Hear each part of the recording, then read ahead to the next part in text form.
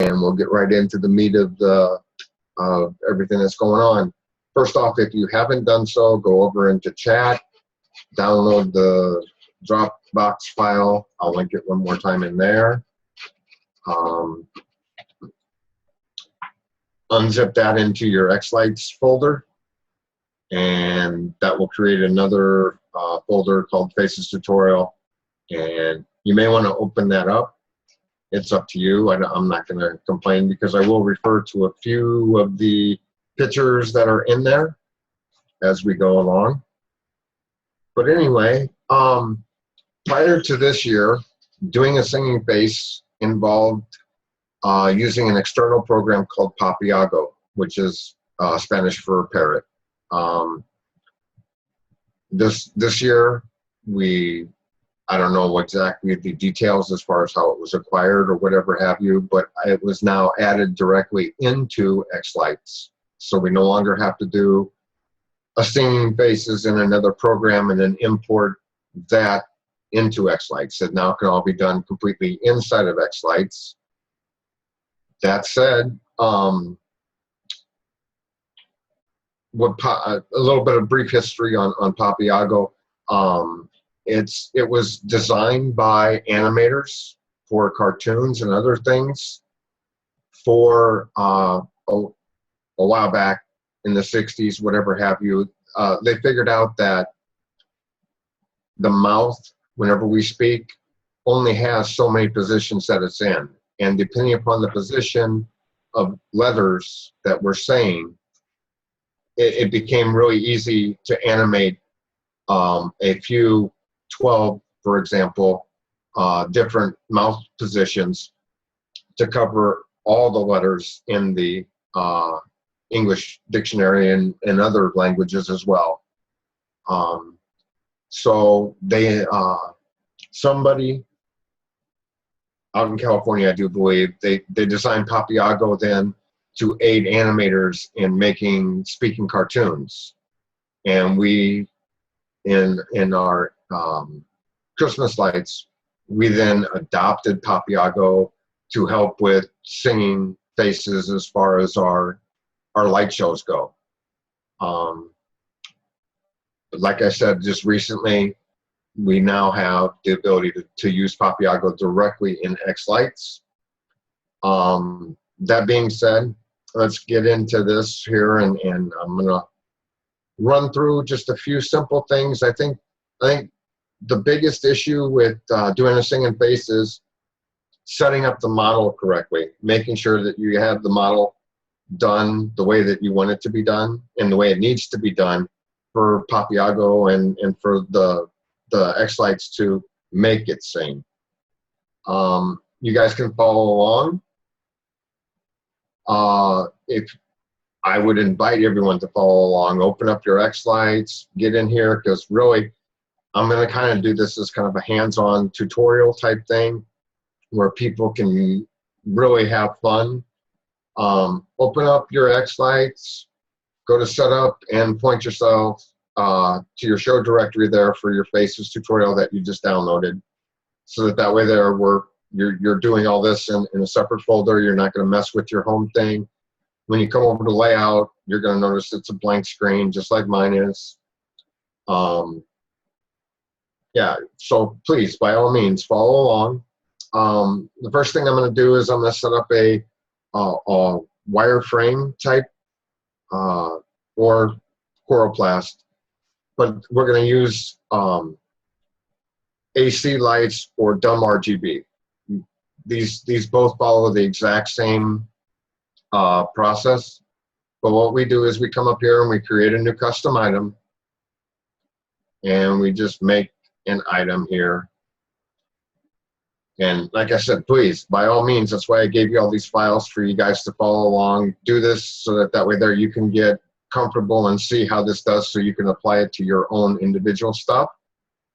Once we've made the custom model and I'm on it, we click on the background image. And for this, I'm going to use the singing reindeer, which that's why I gave everybody all these different pictures and all this other stuff. But go ahead and use the background image. And once you have that set, you're going to click on the model data, and that's going to open up this little lovely window right here. In order for us to really get the outline detail and stuff, we're going to make this grid a lot bigger than 5 by 5. For this one here, I just happen to know that 125 by 125 is really good. And then, hold on, let me hit tab, there we go. Now I'm going to zoom it out, and guess what I did? Let me make sure I did that again. I hit the wrong button and ended up getting it out of there. There we go. Now it's back. Oh, 125 by 125. There we go. Now we have it. If you notice now, I have boxes that cover almost every little dot that's in there. Doesn't have to be perfect, but we're going to make this a little bit bigger of a screen here, and then we're going to zoom it back out a little bit here so that you guys can see and we can see how this is going to work. A lot of people use Excel to do their modeling. I really find this to be the quickest, most efficient way to do a model, because number one, it's in X-Lights already, and number two, I'm not real familiar enough with Excel to know how to do all this stuff that's just right here available to us. When doing AC lighting or dumb RGB, and you're doing the model, over here we have what's called an auto numbering system. We would just want to activate that when doing dumb or RGB, dumb RGB or AC lights. What this does is that every time I click on a square, it's just going to put the number 1 in there. Every time I click, no matter which square I click on, it's going to add the number 1, and I can very quickly go around the model and make my custom model or go around my picture, I should say, and it'll very quickly make my custom model in X-Lights with all these lovely things. And you don't have to get exact, you don't have to be perfect. You can just go around and do this really quick here. But another thing that's helpful when doing singing faces is to have a piece of paper and a pen. And what you're going to do is you're going to say, okay, I have channel 1, and that's what I'm doing, and I'm doing the outline. So I write down channel 1 as my outline, and I just go around here and click. I'm not going to do this whole entire thing. I actually, if you look here, I have the singing reindeer as a model that we're going to import after we get done here. But this is just to show you how simple and easy. If you find that the picture is too bright and you can't see the numbers, you can use the slider here to adjust the picture so that way there you can start seeing, okay, I have ones all right around that way, looks good, etc.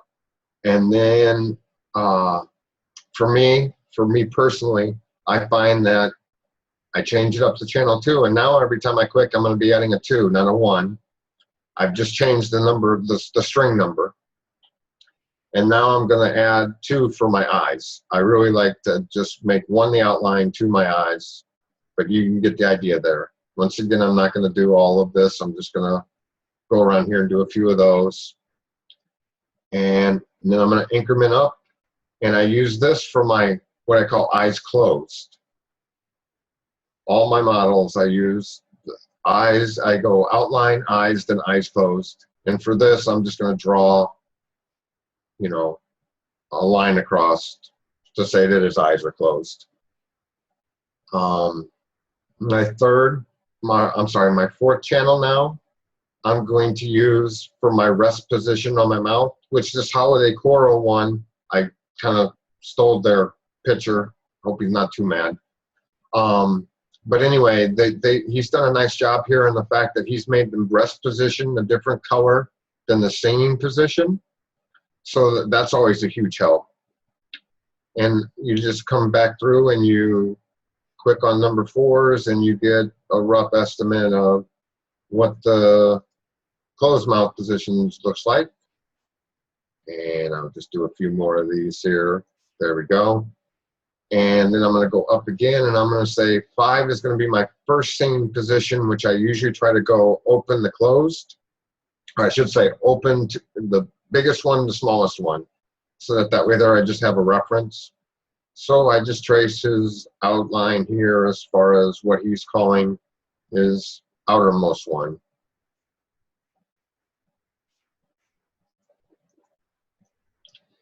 And then I'll increment again for a middle mouth position. I really tend to find that having at least 4 positions for the mouth, the rest and 3 singing positions, to be about the minimum that you really want for a singing mouth position. Since this only has the basic 3 positions, I'm going to go ahead and add in another one, and I'm just going to draw this one in. I'm going to make this the classic O shape.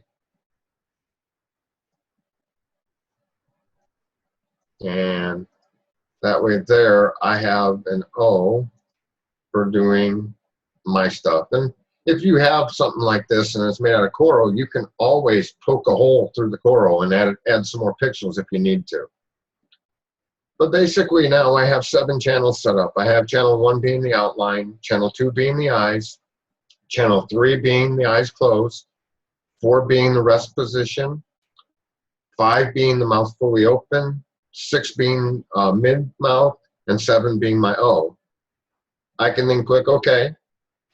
As you can see, it doesn't look too great because I didn't fill it in too well, but you get the idea here that this is actually, you know, a mouth, a singing reindeer.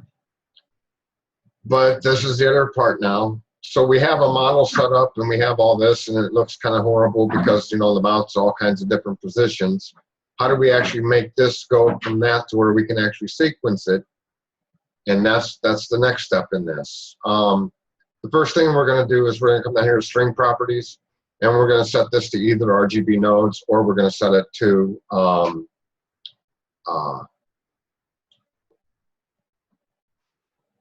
what's the single color. That's the word I'm looking for. But single color represents AC lights. RGB nodes dictates that you have ones that change color.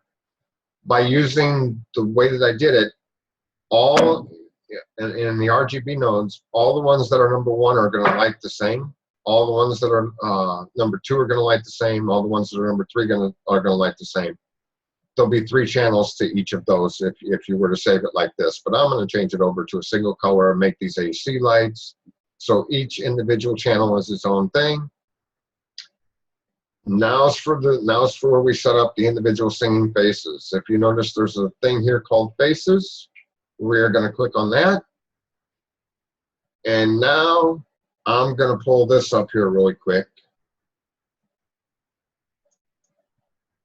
The people who designed Papiago figured out that there was basically these different faces that we make whenever we speak. Our entire speech pattern can be divided up into these 10 different lip positions. So we're going to use those in our layout. Everyone should have a copy of this in that folder that I shared. You can use this to reference often because I know I do. So now we come back over here to our faces. We have our face outline. Double click. Oh, hold on.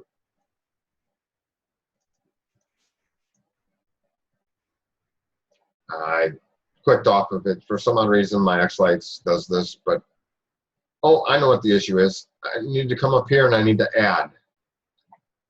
For this, I'm just going to say singing reindeer. And now I have the choice. I can go single nodes, node ranges, or matrix. This particular model, the node ranges, I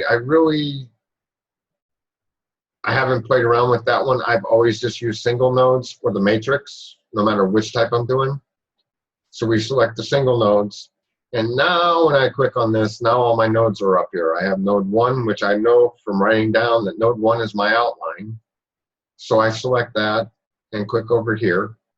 And if you notice, it gives you a little graphic representation over here to kind of show you what your your outline looks like. Whenever I have this selected, it highlights the outline and kind of dulls out the rest of it.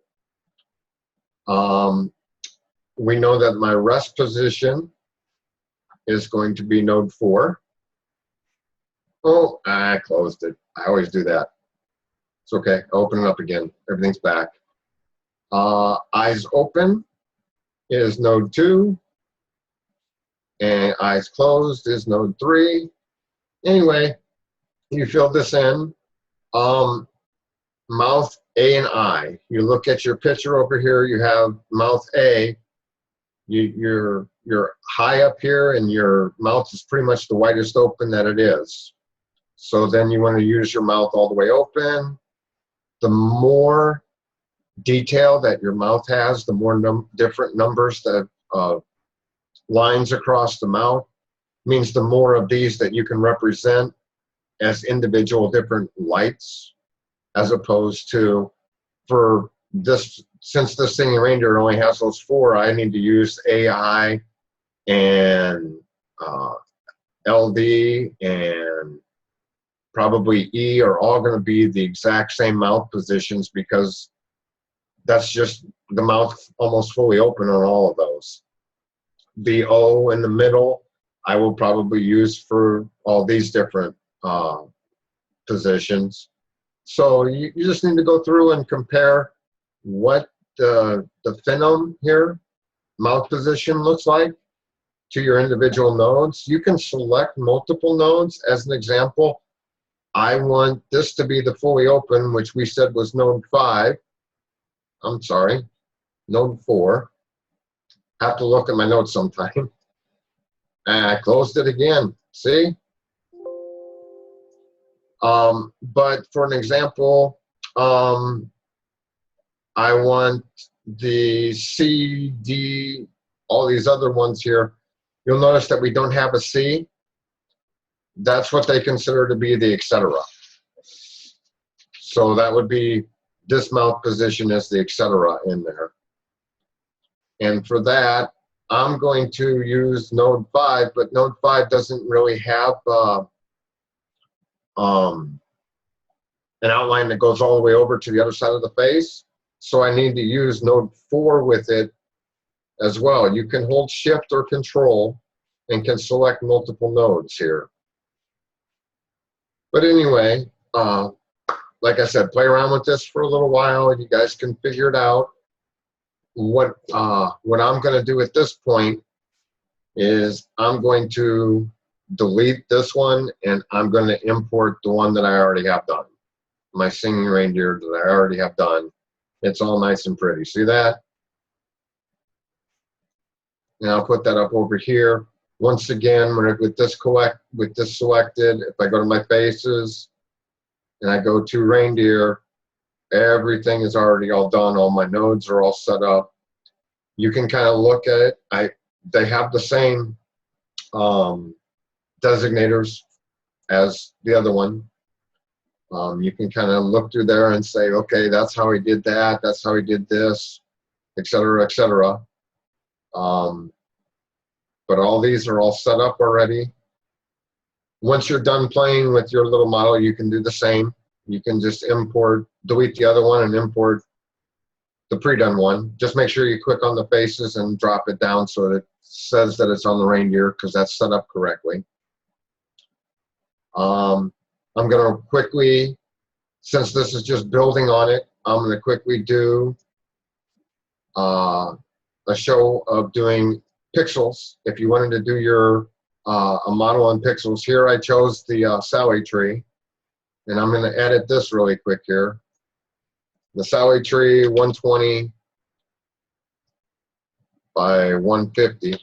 I've done these already, so I kind of know what I need to do. You'll have to play with it whenever you actually get a picture for yourself. But when doing pixels, as opposed to dumb RGB or uh, AC lights.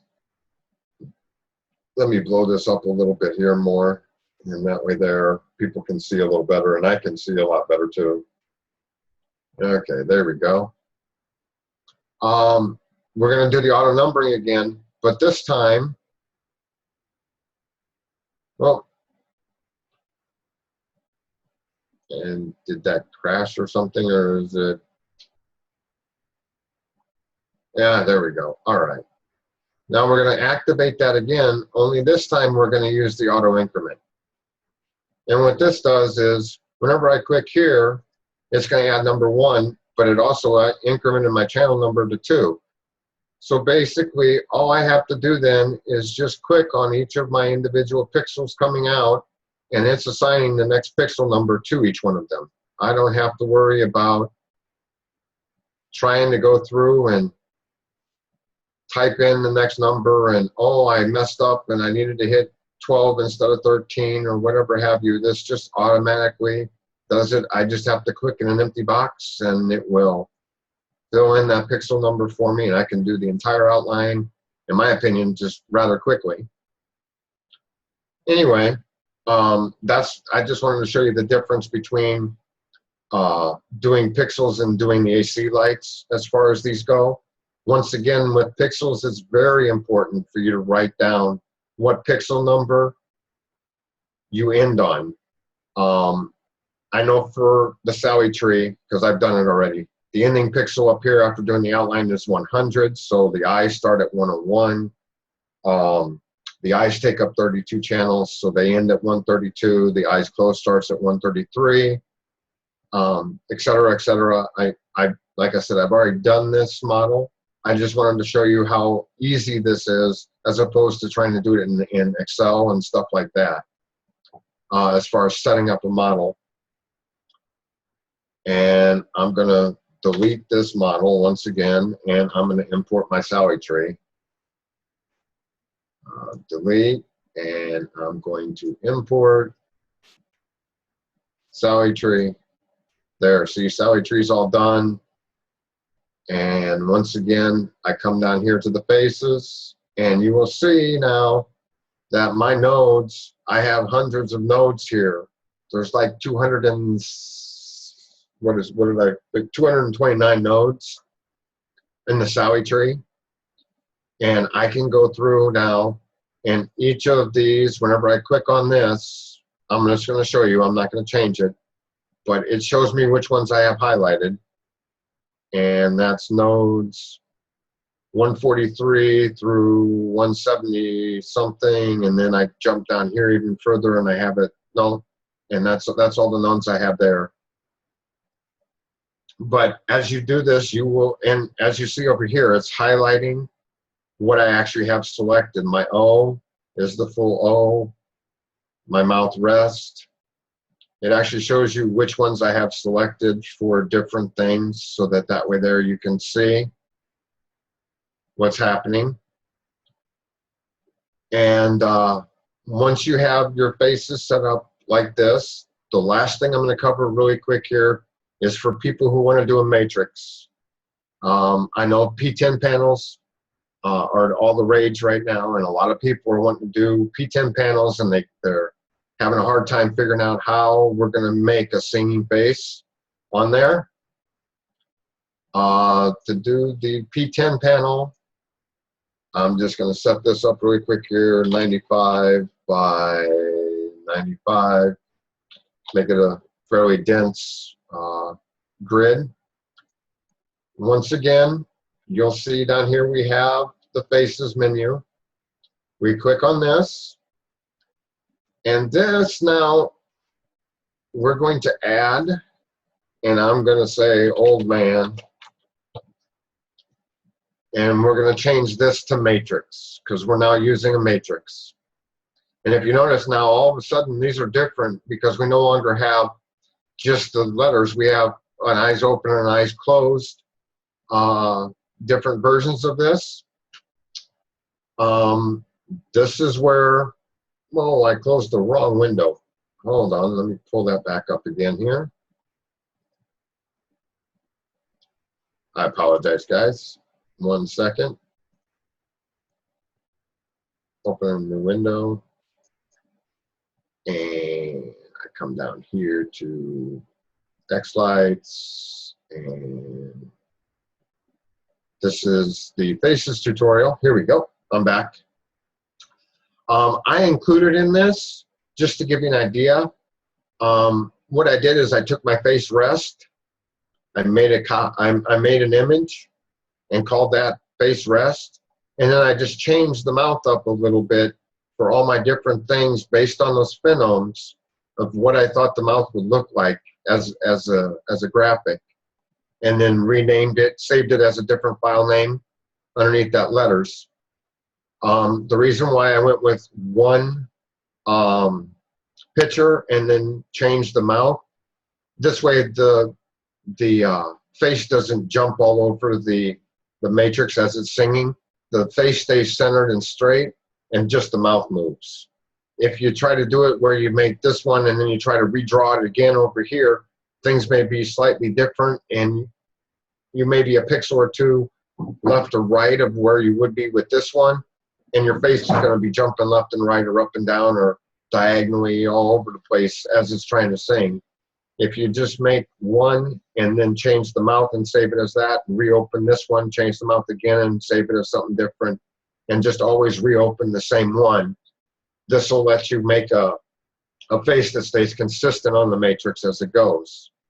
But basically, what we're going to do is whenever we do this, whenever we click here, it's going to ask us what image do we want. The first one is mouth A.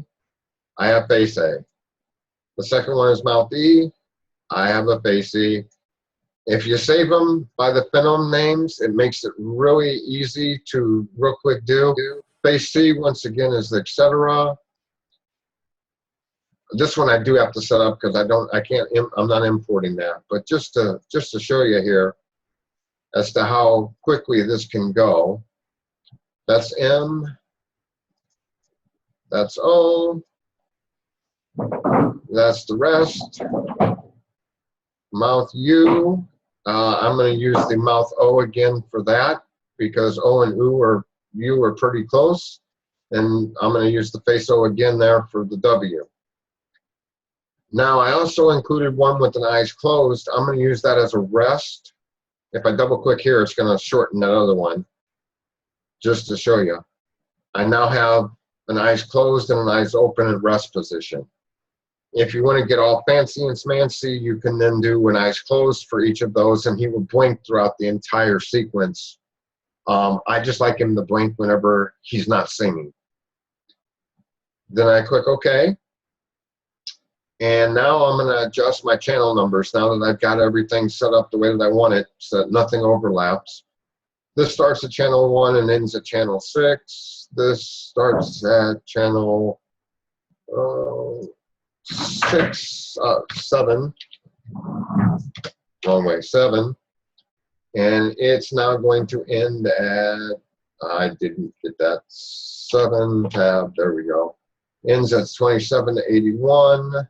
As you can see, for those of you running AC lights or not accustomed to P10 panels, 27,000 channels just in that one matrix right there. The P10 panels add massive amounts of channels to your display very quickly. And the singing face over there, that's the Sally tree. I'm going to make that start at 27082, the next channel up. There we go. They now have, oh, wait a minute, something's wrong with here. You know what?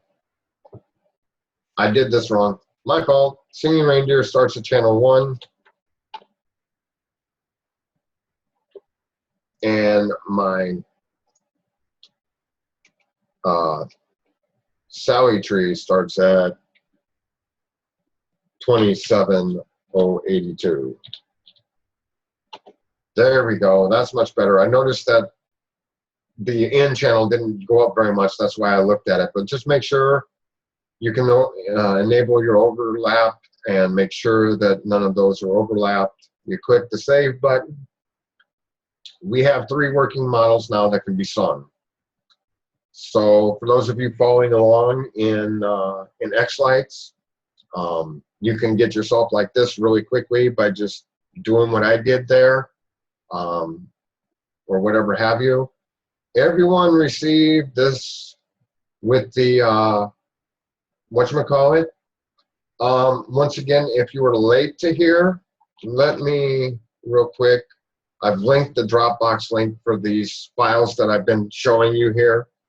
If you haven't downloaded them, go ahead and download them. Save, unzip it to your X-Lights folder, and you'll have a Faces tutorial folder in your X-Lights folder that has all this information in it. But anyway, anybody that is following along here now we're going to come over and we're going to create a sequence. New sequence. We're going to go musical sequence because I was nice enough to include a song in here. 20 frames per second. We'll just do a quick start, really quick here. And now we have a musical sequence that's about 3 minutes long, a little bit over. We have our three models in here. Matrix, the custom, I should have renamed as a tree. I apologize, people. It wasn't intentional. And then we have the singing reindeer. And now it's for where we actually turn these models into singing things. To do this, if you notice, if you right-click on your new timing, there's a lovely thing that says Import Lyrics.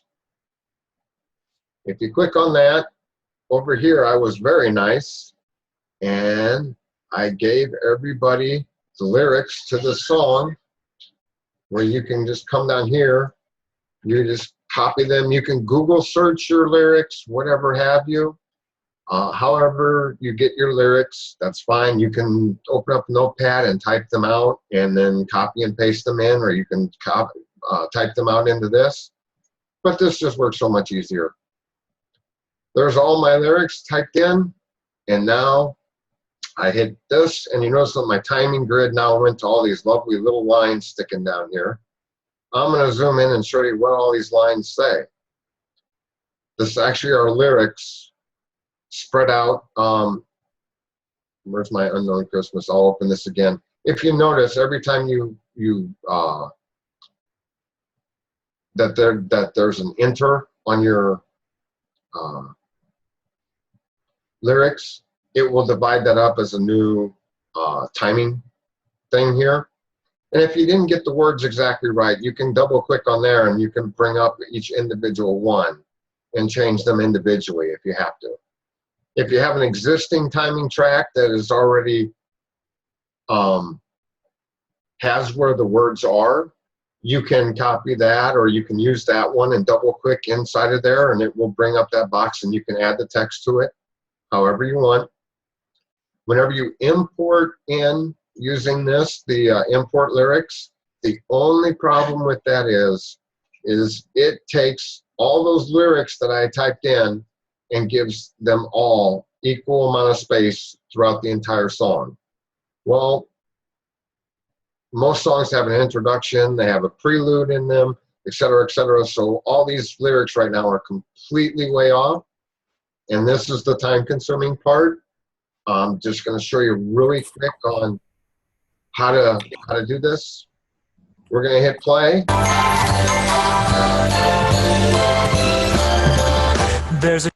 If you notice, my lyrics don't even start until 6.5 seconds in, and I'm already 3 or 4 up here.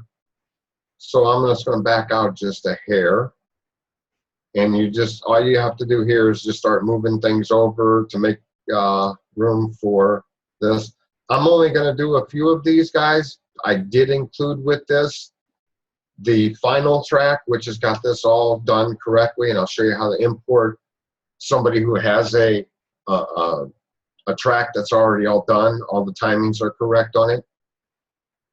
But this is just what I'm showing here. So we have the song starting. There's a chill in the air, so crisp and so crisp and so fresh, but basically, so starts like right about here, I do believe. Let me double check that. so crisp. Air so crisp and so fresh that That's a little bit off, but that's fine. If you need to break your lyrics apart, I'm sure everybody knows how to use X slides, but if you change to a finger, you can break your lyrics apart so that you can do intermission where there is no singing in there. I'm just going to show just this first. There's a chill in the air, and show you how to do this. Once you have all your lyrics lined up how you want them, you're then going to come over here. You can use here, or you can use over here. If you use here, it's just going to break down this a little bit. If you use over here, it's going to do the entire track. But you see how it says break down phrases now? I'm going to break down the phrase. This is going to take a few seconds, because what this is doing now is included in X-Lights is a dictionary of like 55,000 different words, and it's going to compare all these words to that word, that dictionary, and it's going to say, okay, there, I found it, and that dictionary also has the phonemes in it.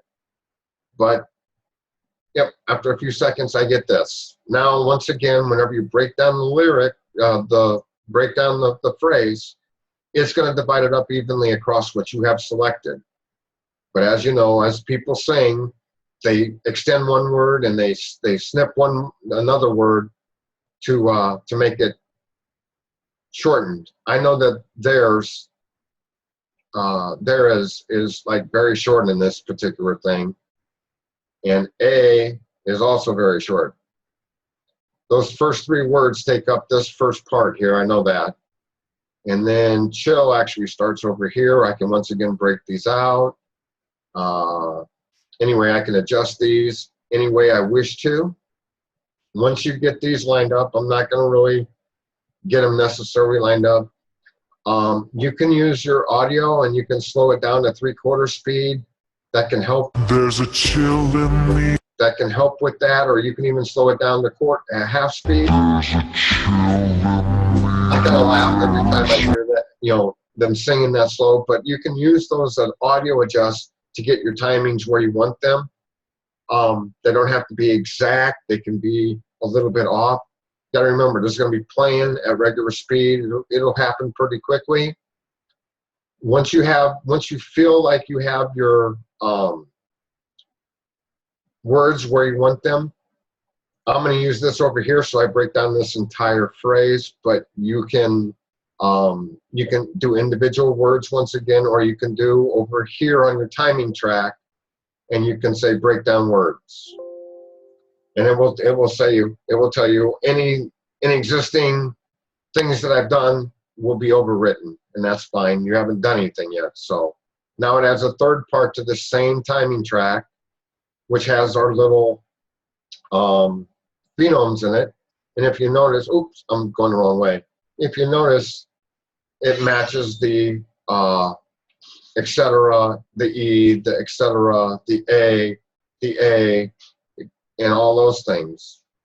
Once again, you can then go and make these line up however you choose for your individual thing. This can get quite time consuming if you want to get exact. If you're not too worried about it being exact, you can leave where these are and maybe adjust them a little bit left or right if you're fine with that. If you're a person who wants it to be exact and wants to be able to lip read off of it, then you can get in there and really get in there and adjust them left and right and break them apart however you want. You can still break these apart as well. Whenever you have all that done and you're happy with how that is, here's where the faces comes in. I can come down and drop. Oh, let me do this really quick here. If you want to drop an effect and not have it be tied to a timing grid, you can turn off that little circle to the timing grid, and that will let you drop a face effect. And see, I'm no longer tied to that. I'm just going to real quick do this and cover there's a chill in the air. Now, if you notice, there's nothing going on here. What's happening? If you look at your mouth movements, it's tied to a phoneme. It's going to be just singing A the entire time. We're going to change that to an a timing track, and we select new timing. And now all of a sudden he's singing based off where you have all these different A's and I's and ETCs and etc.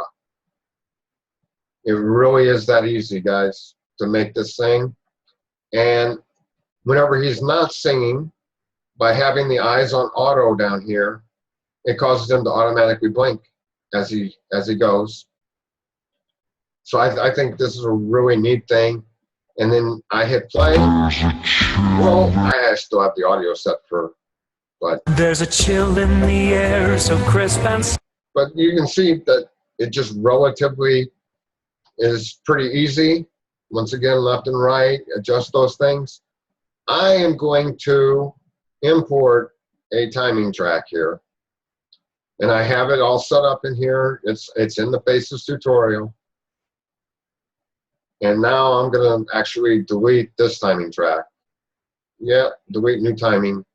Now if you notice, whenever I zoom out here, the entire song is now done up so that way there you have phenomes for every word and everything.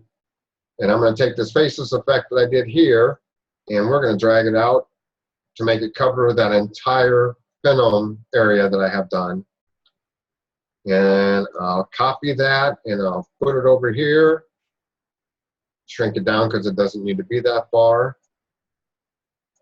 But that way there my face turns off during the intermission, and I'll copy. Oh, I've already copied it. I can paste and paste and paste and paste and come in and shrink these down like so. Doesn't have to be perfect because I'm just doing this as a tutorial. You know, you'll be wanting everything perfect for you. But anyway, on each of these, I need to go in and change these now to a timing track of unknown and the face definition to Sally tree because that's my Sally tree. And here, once again, unknown timing, Sally tree. This one here, it's going to be unknown timing, and it's going to be reindeer. Oh, and on these, you want to show the outline. I forgot to do that. Show the outline. Show the outline. And last one here real quick. And reindeer, and show the outline. There we go. And now you can hit the render all button. This will take a few seconds here to render these all.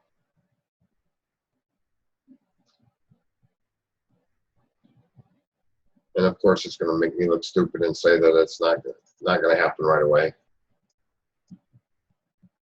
You can double click on your progress there to see your progresses. Okay. Anyway, while I'm here and we're waiting for this to render, is there any questions? You guys can use chat, or you guys can unmute yourself and ask questions. Be happy to answer any questions here while we're waiting for this. What have you found with breaking down the individual words? Does it seem to make a huge difference? Oh, you have to break down the individual words to get the phenomes, because the phenomes is actually... Well, I meant the phenomes. I'm sorry. Yeah. As far as the actual... hold on, let me zoom in here. I can't zoom in until it gets done rendering. The individual phenomes are what dictate to the singing face effect what position it needs to use for those.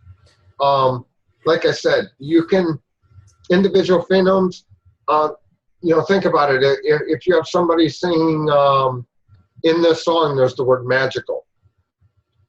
Magical. You know, whenever we say it, it's pretty, you know, repetitious and evenly spaced. But whenever you're singing it, you know, you might be singing magical, you know, magical time of the year or something like that, where you're not going to be exactly perfect. So yeah, your phenomes you can move left and right to get the effects that you're looking for on the individual ones. There we go. They're done. And now I will pull this out and we'll make it a little bit bigger. And let me make it just a tad bit bigger than that. There we go. And now I hit, oh, they're not done, Steve. They're not done yet. I thought they were because it looked like it was. Yeah, the only issue is that whenever you add singing faces to it, sometimes your render times go up. I'm using 3 objects to use the same timing track, so it's having to process this timing track each time for each face. So it does take a little bit. You can also use multiple timing tracks. As an example, if you have 3 or 4 singing faces, you can have one timing track named as you know, the lead singer, and then a second timing track with chorus, and you can just set the chorus in there, and then you can add the faces effect, and by selecting which timing track it wants, you can actually have the chorus sing the chorus while at the same time the lead singer may be singing something else, or the chorus can be doing an ooze in the background while the lead is singing. So, I mean, that's just all kinds of options here that you can do. Your individual timing tracks, once again, I don't know of a maximum number of timing tracks that you can put in there. Jill or one of the other designers of X-Lights may be able to help with exactly how many different ones that they can put in there. But yeah, you can use individual ones as long as you name them so you don't get confused. And then, yeah, you can come down here and have one face being the lead and the other 2 faces here being background vocals. I could have a second timing track with background vocals that the reindeer and the Sally tree would be singing something completely different than the face on the matrix.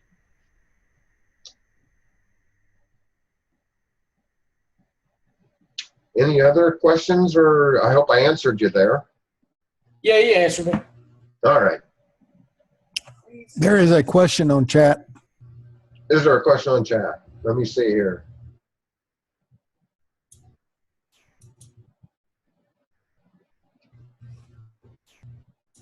Oh, they're saying that I need to move the matrix to use the unknown timing since I imported it.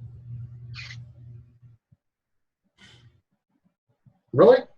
Because I haven't had an issue with that, but because it's already done doing the matrix. It's actually doing these other 2 right now, but the matrix is oh, it's not singing. I see what you're saying. Okay, I can do that. I can move each one of these. I see. Let me see here. Hold on just a second. Let me move the matrix. Well, There's a chill in the air, so crisp and so fresh. oh, I didn't set this. I didn't set the matrix to the new timing track. That's why.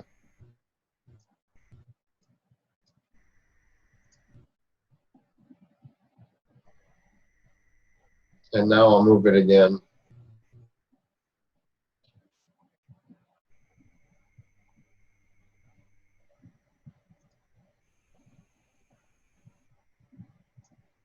Hold on. Yeah, I haven't tested this, so I didn't realize that I need to. Hold on, let me go over here and let me move the matrix just a tad, and then we'll go back over here to the sequencer, and we'll see if now if it's singing. There we go. Now it's singing. There we go. There's a chill in the air, so crisp and so fresh that Frosty himself would be proud. There's a cheer everywhere, for time's drawing close when loved ones and friends gather round. It's a feeling of joy in every girl, every boy, knowing Santa soon will be here. It's the time, what a time, the most magical time of year. See the lights, how they glow on trees as it snows, as shoppers But fill everybody up now every has street. this song. Faces full of surprise and such twinkling eyes Right. on every child that you meet. It's the time we all know, no matter how. Is there any other questions or anything I can help anybody with? I tried to make this about a half hour, and I'm about an hour. So that's pretty normal. If I try to make it a half hour, then if it goes to an hour, then that's, I feel, doing pretty good. Anything else that I can help anybody with?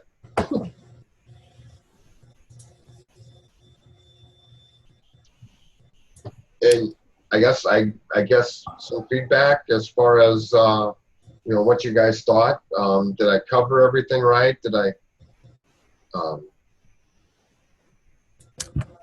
This is Tom. You did very good, sir. There is one comment that I'd like to make. There is one way that someone who is OCD about the words and phonemes, you could actually go into Audacity and build your timing track in Audacity and really get it fairly accurate.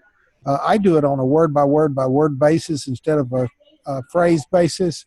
And so that way I can really get my phonemes and everything very accurately and get the timing pretty close. Yeah, like I said, it all depends on individual people. Some people that they literally want it to be like lip reading, and other people, if it's close, they're happy. But yeah, there's several ways of getting a timing track in there. You can go into Audacity, and there's videos on YouTube and stuff on how to pull the lyrics, the vocals only out of a track, and then you can run like a phonetic transcription, the phonetic transcription amp plugin, and that will just give you the timings for the individual words, and then you can import that as your timing track, and then click on each individual space and add the words that are in that particular thing, and then can from there break down and even though you're doing an individual word here, you'll have to click down to break down the phrase, and that'll bring down the word again, and then you can break down the word, and that'll give you the individual phonemes. You do have another question on chat. Let me see.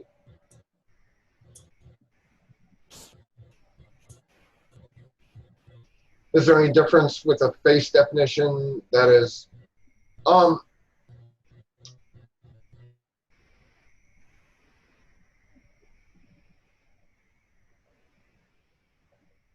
by imported, I imported a model over here. These are models. This is on a matrix. The matrix requires a picture file. You're actually displaying a picture on the matrix for every frame of that. Whereas these, I'm actually controlling via the faces down here what nodes or what strings come on for each mouth movement. But you can import a model that somebody else has done that's got all the different nodes all set up for you. You can import that. That's not an issue. And it can even, this Sally tree right here, you can use in your sequence. If you have this particular Sally tree, you can use my model, which is already all done. You'll have to go in, and I think that, doesn't he have it to where no layout? Doesn't he have it to where you can see the back of it to see how I have it wired? I don't remember right offhand how to get to that. Go into model data. Where's the model data at? Right under the first line there. Model data, there we go. Wiring view, there it is. Okay. But you can see how I have it wired. And keep in mind these long ones across here, you don't necessarily have to do, because I just went back and started over at the beginning every time as I came across. But since this entire line is one mouthpiece, and I'm only using it to turn on that entire mouthpiece, you can start over here instead for each of those. So, but yeah, okay. I didn't. I knew that he had it. I just had never seen how he did that. That's that. I like that. I like that wiring diagram for the back of it. And that is the back of it, right? Not the front of it. Yeah, that's the back of it. Remember that. That's the back. Is there any difference with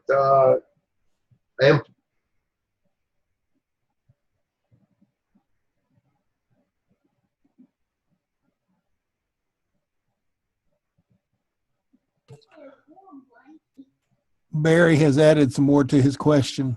Right, I know. I'm looking at it real quick here. You can't get the outline to come on in the imported face. Okay. Hold on. Let me come back over here to the sequence really quick. Make sure that whenever you have your singing reindeer here, how it's got the face, make sure you have a show outline. If you've defined the outline, make sure that you show it right here. That box is not checked to start with. So if the outline's not showing up, and that's the only issue, check and make sure that your outline is checked here. And over here, when I go to faces, there's actually oh, let me put that, hold on. Single node, timeout. I'm gonna go here, faces, and we gotta select reindeer. That's where I'm at. Okay, but there's actually up here at the top it says face outline. Make sure that that has a node assigned to it, or a number assigned to it, so that it knows whenever you have that check marks checked with show the outline, that it knows that what all is included in the outline. And the pixel in the salary tree, I actually have the, well, let me click on salary tree. The face outline, if you notice, it's channel node number 1 through node number 100. And you can double check by looking at this to make sure, because this gives you a kind of a preview of your thing. I have node 1 through node 100 checked, and that is the outline. As long as the face outline is defined here, and you have that on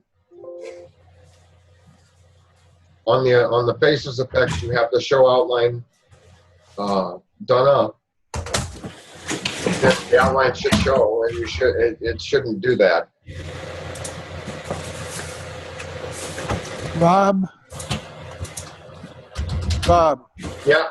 Hey, it's Tom. I'm looking at this, and I am rereading his question, and I get the feeling he imported something from a lore sequence, and he's thinking that the outline and all that information will come into X-Flights from lore, and that's not necessarily the case. It'll bring in the data to turn on each one, and he has to build the face inside of X-Flights and tie each one of those tracks to the X-Flights face. Right. You still have to build the model and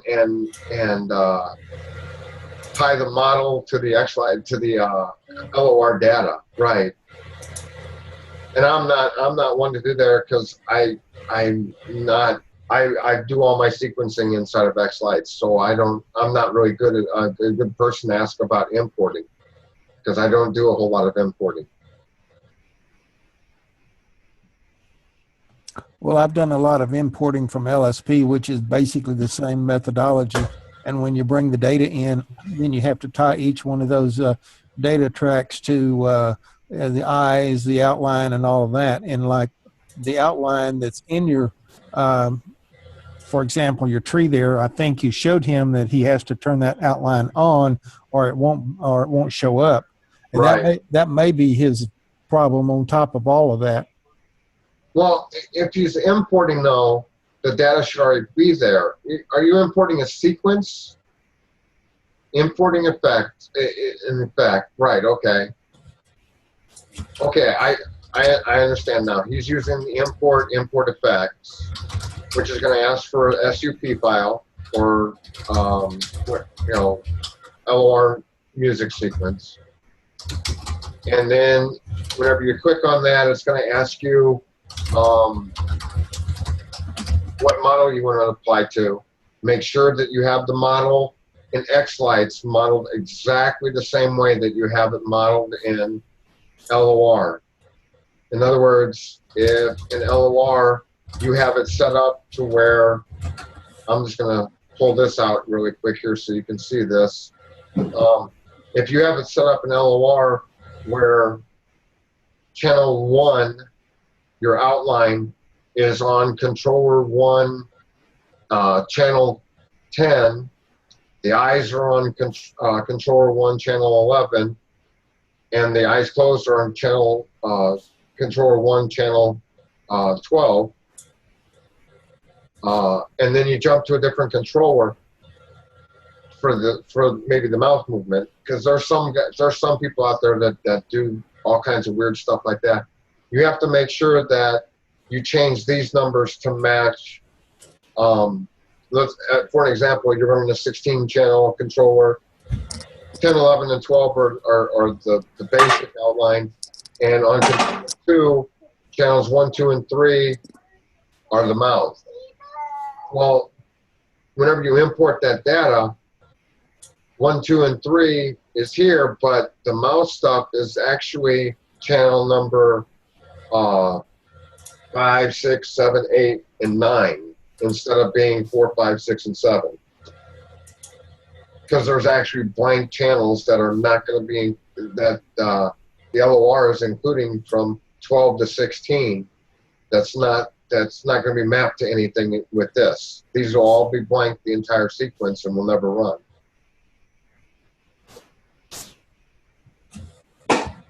The imported face on this, the outline doesn't work. You're actually not going to use the face definition on that if you're importing, because you're importing. You're importing channels. Yeah, you're importing the data. You don't need to do this at all if you're importing that data, because that data is already there. All you need to do is just import that data, and it will create. If you double click on, say, your singing reindeer, you'll have all these nodes.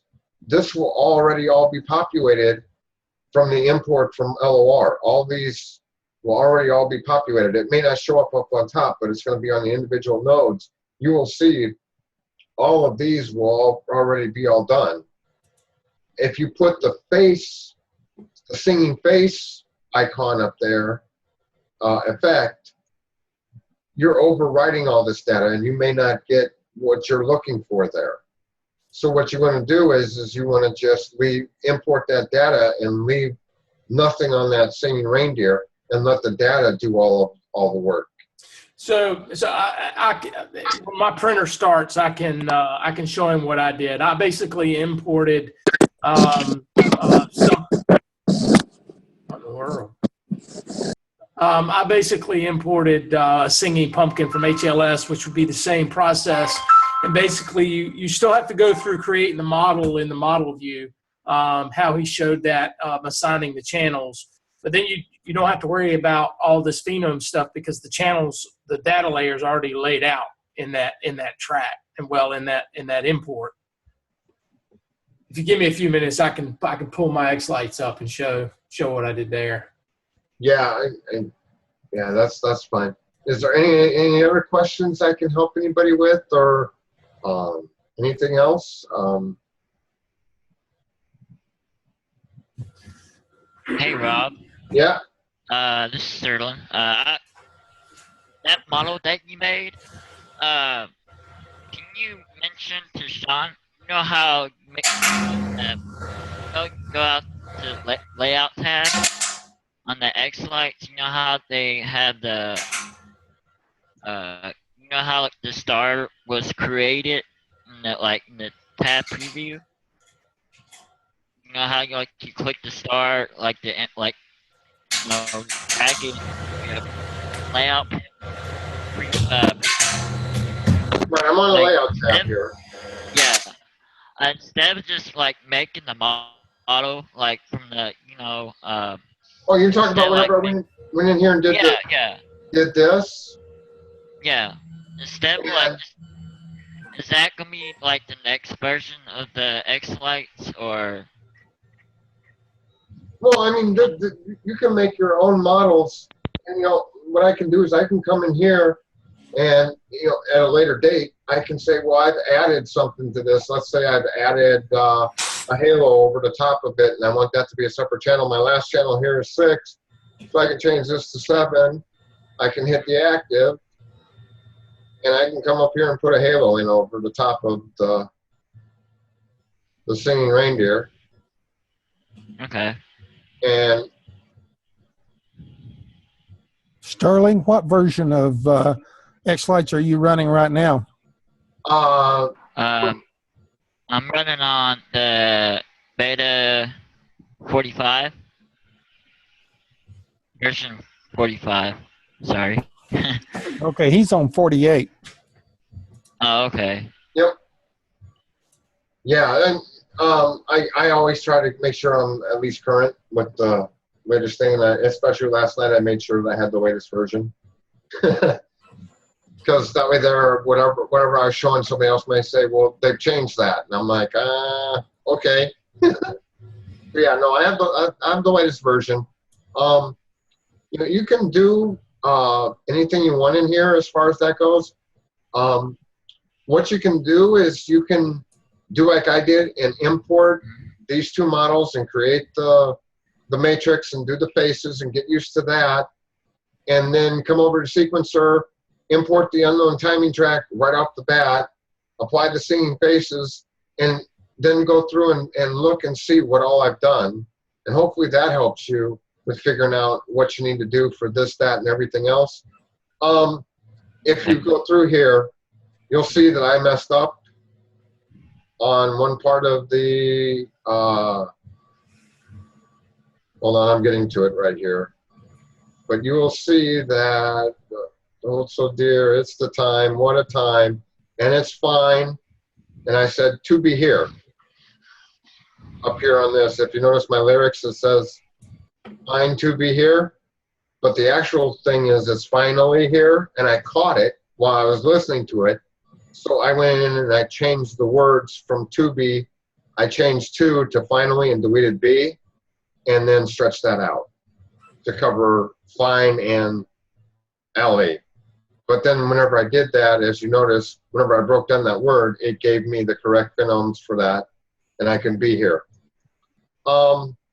Not every word that you are ever going to use in any song is going to be in the dictionary.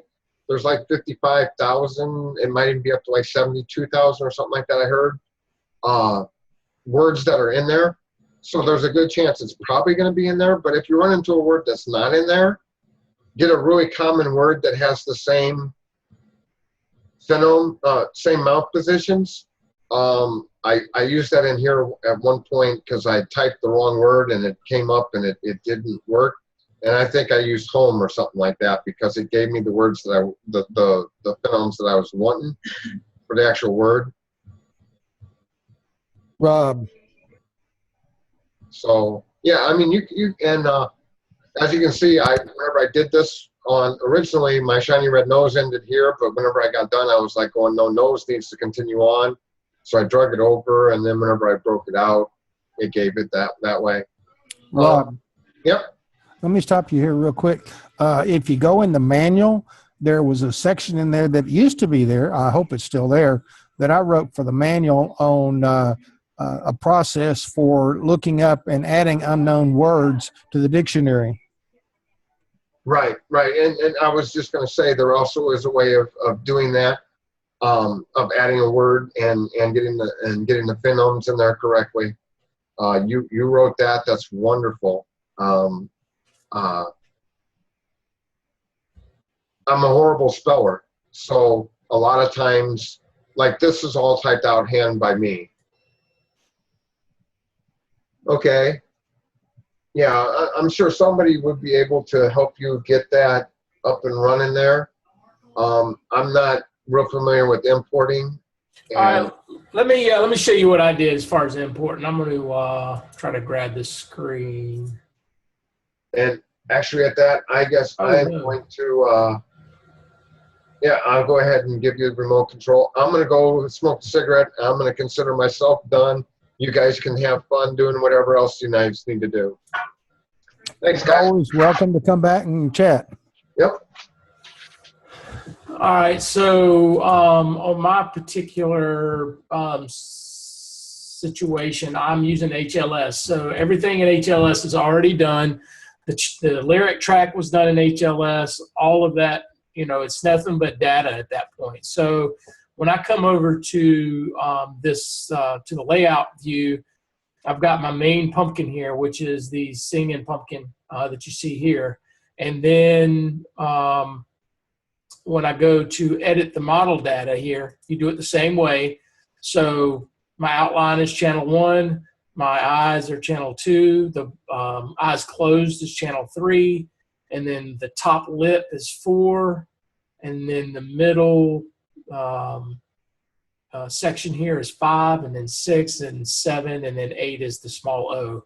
So that's already done, and that's really more for visual on your layout than anything. So basically from there, let's see.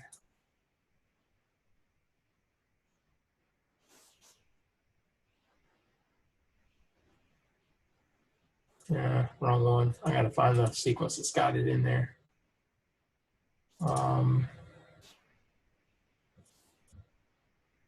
So here, and I can't see anything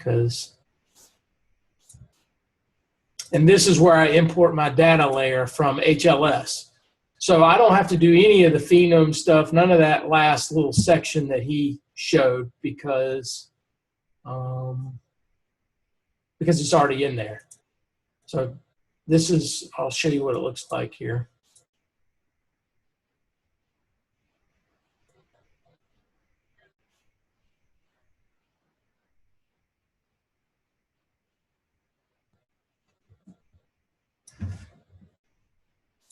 So you don't have to mess with any of the phenomes or anything from there. Does that answer your question? Does that help you at all?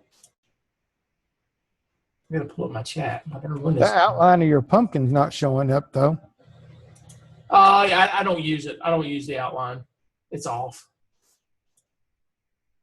Okay, that was the question I believe he was trying to get to, that when he imported the information from LOR that he was having trouble getting his outline to come on.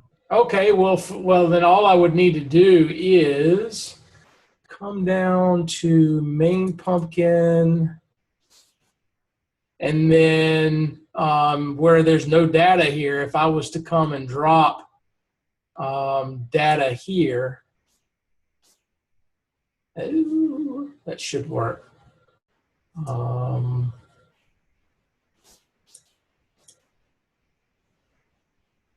Yeah, that shifted everything. I wonder why that is.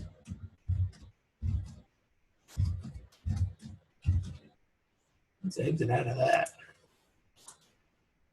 Discard changes. Try to open this up again.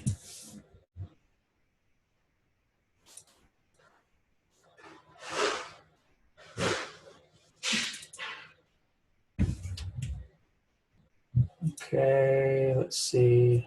I think what I need to do is add some timing marks here.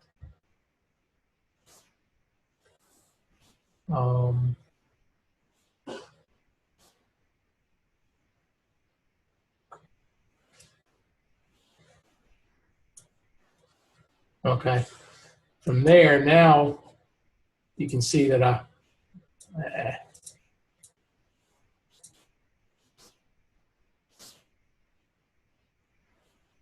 so once you have that data layer in there, you can edit the individual channels. So this is channel 1, 2, 3, 4, 5, 6, 7, 8. This was the data layer that's imported from HLS. So that's all of the on-off blinking, all that stuff. Is that what he was asking? I got a feeling that's what his problem is. Yeah, you should be able to, after you create this model and layout and tell it what channels make up this model, this custom model, which is channels 1 through 8. Once you add that to your sequence, you should be able to, edit those. Somebody's mic is Benny. Okay. Yeah. Somebody's mic. There he goes. He said he posted it on the X-Lights forum, the pictures of what he's having trouble with. So maybe we'll just have to drift over there and see what's going on. Yeah, let me.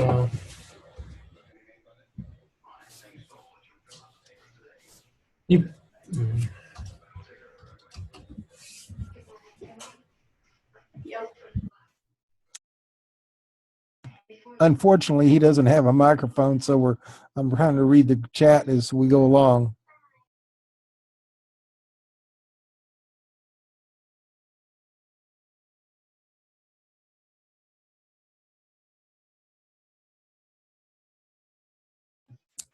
Stand by. I think Kevin's trying to bring up a screen for us.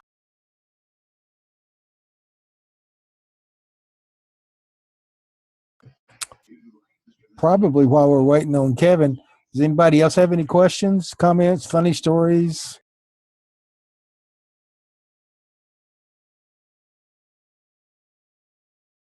I can't believe with 24 people, somebody didn't have a funny story.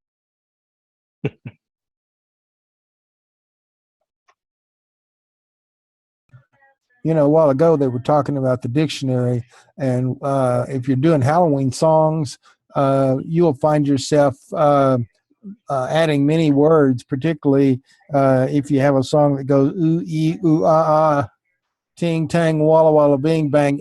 None of that was in the dictionary.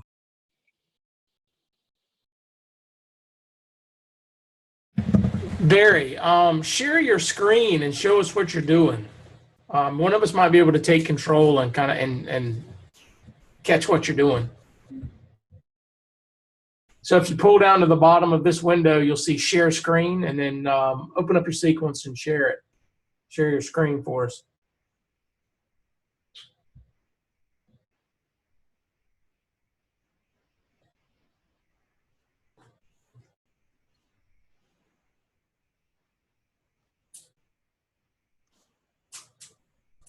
Oh. Whew. It's awful wide. Yeah, that's yeah, you must have 3 monitors. Share just one of your monitors, not both. It'll probably be better. Yeah, turn one of your monitors off. We got the one that's because we got a super small view of your screen. Actually, just back out. Back out of share screen, and then when you push share screen, share that specific window. It should show a window of X-Lights.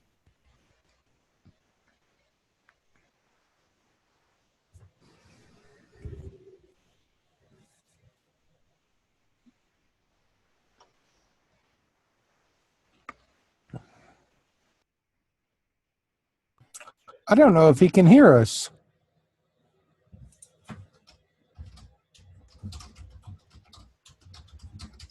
I don't know.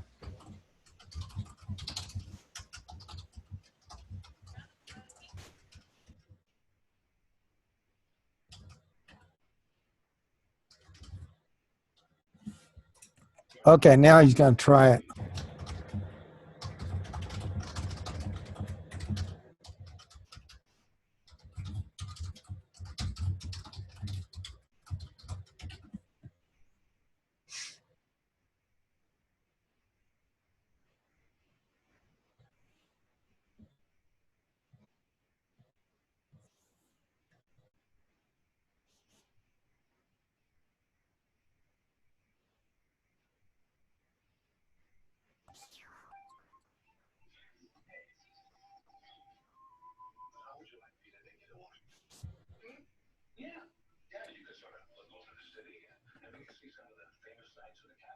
Ouch.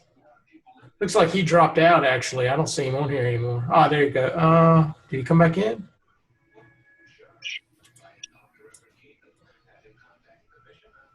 Yeah, it looks like he dropped out.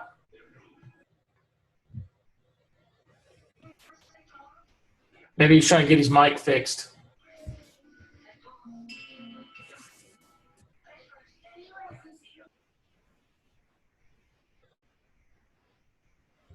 Well, anybody have anything else to talk about?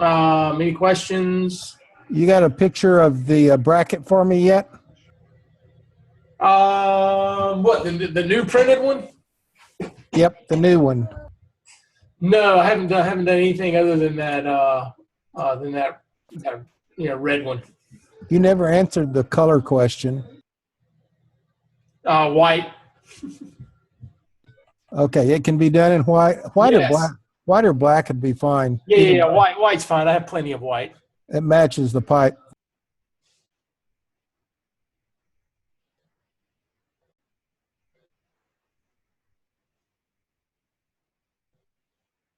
Hey man, there's a lot of people in here. Everybody's quiet. Well, we did have 28, but we're down to 20 now. I bet he's disconnecting his his monitors or something. Yeah, most likely. Hey David, when you gonna come get this case? What case? Oh no, the David W down the street, David. There are 3 Davids. Yeah, David W. He's probably eating dinner or something. I think Barry's back now.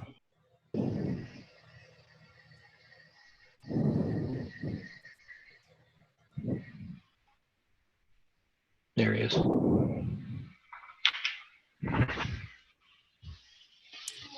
Maybe he can share just one. All right, Barry. Whenever you share your screen this time, just share the X-Lights window. You'll see it in the list of previews there. Don't share your whole desktop. Just share the X-Lights window, and then we should be fine.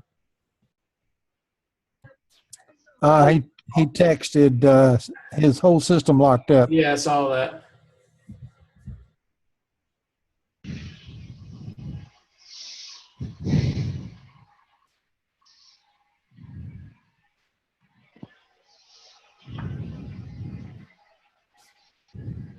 I think Rob did a pretty good job tonight. We need some more volunteers to do things like that. Yeah, he did a great job. Definitely. Yep, I appreciated that. And we need to start dragging some lore programmers and LSP programmers in here, even if they come in here kicking and screaming.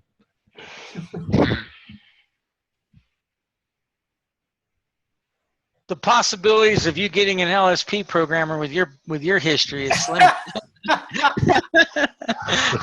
Oh boy. Maybe unless you kidnap one of them. I mean, I can give some stuff on LSP. I mean, I still know how to use it. It's just, I mean, I don't think anybody. It's not even relevant anymore.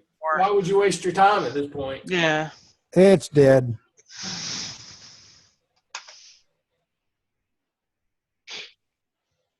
It did serve its purpose, though. It did, absolutely. Got me off of lore. It was a gateway drug. Okay, now we can see. Now we can see what's going.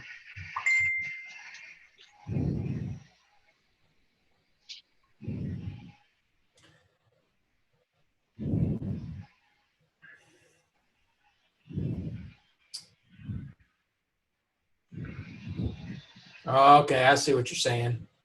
Here, double click on the pumpkin. Double click on that. You should be able to do whatever you want there individually.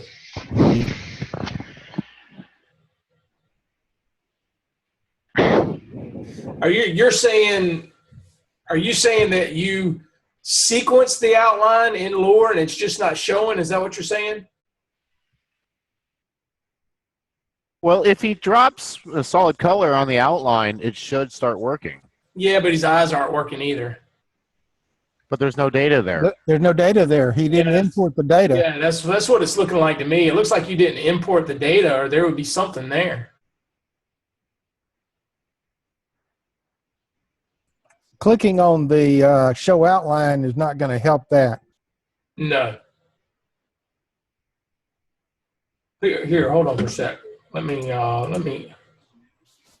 This is a new sequence. He said something about dropping it on a new sequence. I'm requesting control there, Barry. There we go.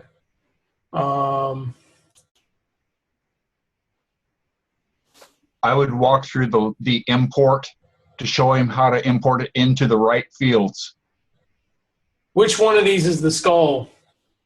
Highlight it for me. Okay.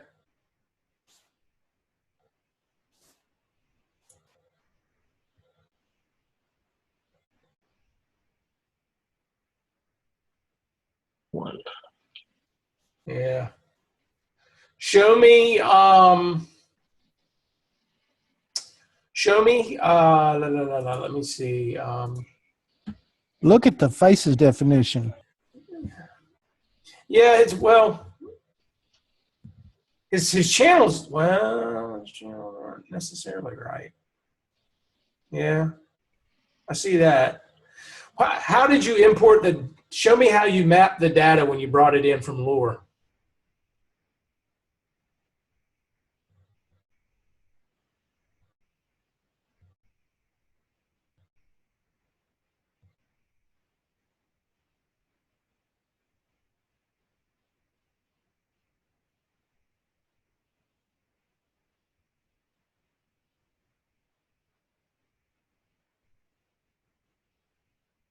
I think he might have locked up again.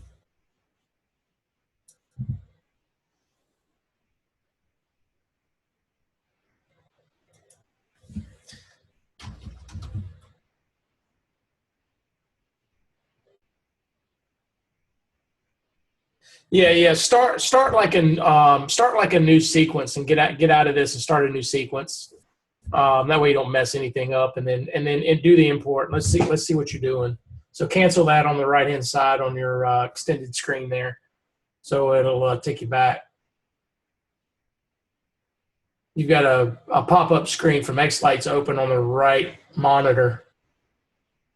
Just push cancel there.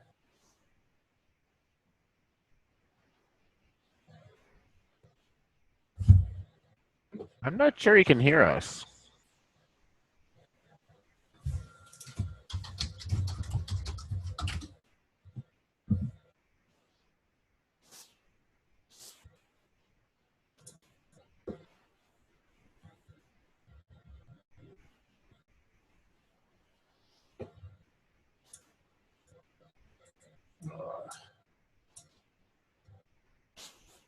There we go. Cancel that.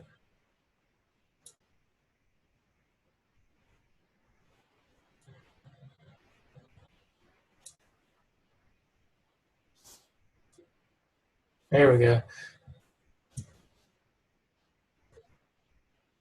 Can I close this, Barry? Just press close if it can be closed. I don't want to do something without saving it.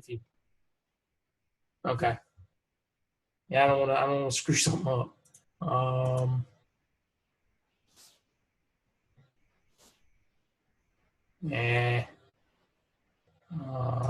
don't really need that. Yeah, let's get out of here.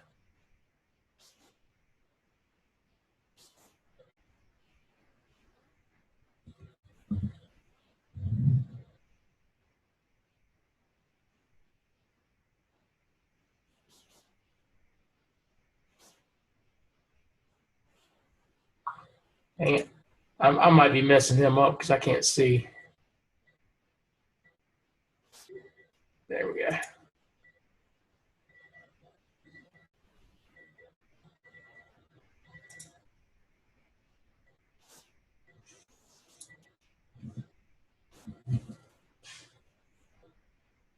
All right, go through the steps of importing that Lure track.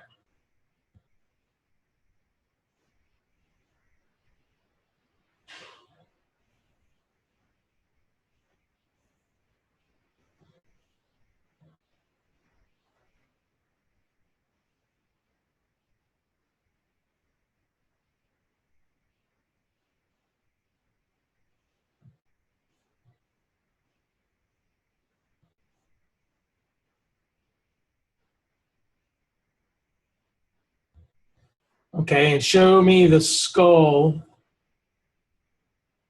1, 2, 3, 4, 5. Outline 1, 2, 3.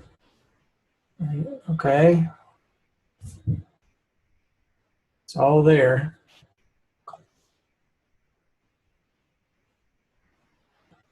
Okay, now and you're sure the lore data is there. Here, let's try this. Let's do it this way.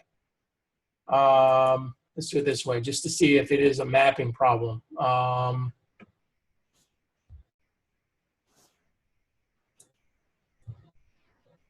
right, find that file, that same file, find it.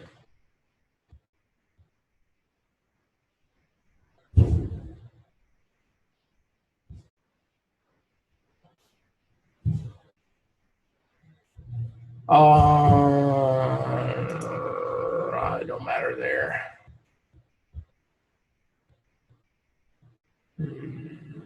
I'm not sure what I'm going to.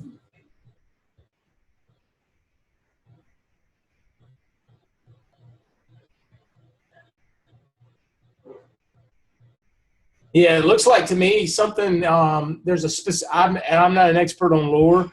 There's a specific way that you have to number things in lore because you're already getting a whole bunch of errors here on your channels.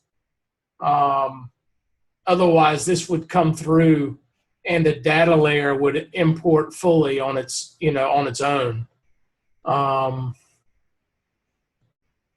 Let's just see what we get here. Hold on. Let's see. Let's see.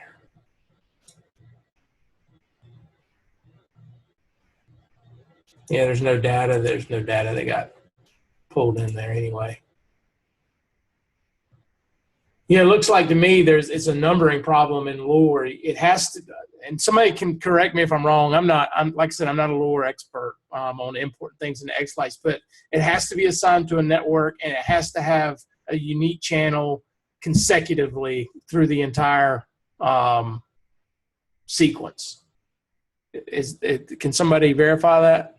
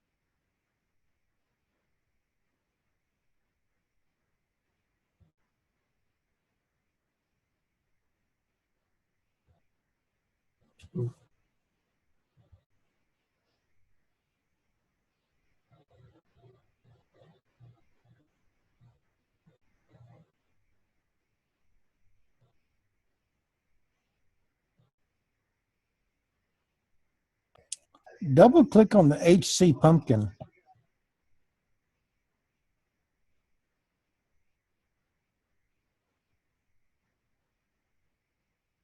There's the. Does that look right, Barry?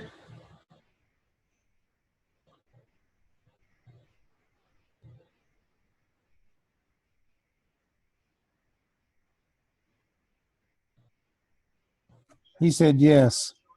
Was this your first import?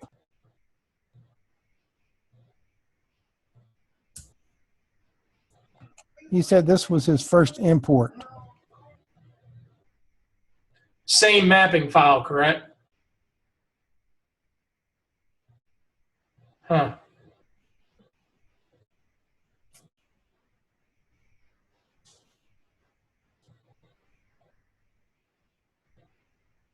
The second import came from a different lore file. Is that correct?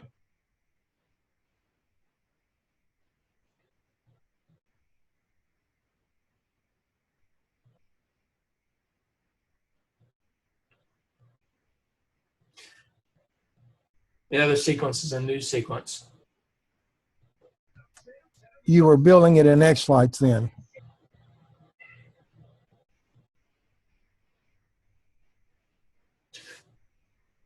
So you were doing that new sequence, and all you were trying to do was bring in the singing part.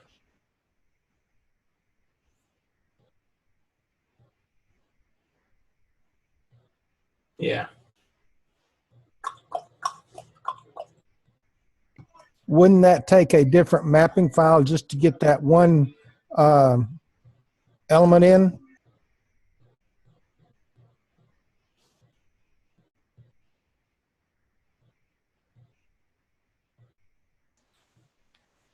It might. I've had to double check my importing and my element layouts.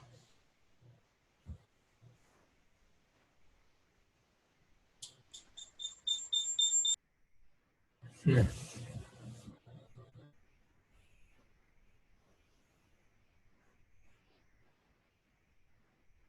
I'm just trying to think.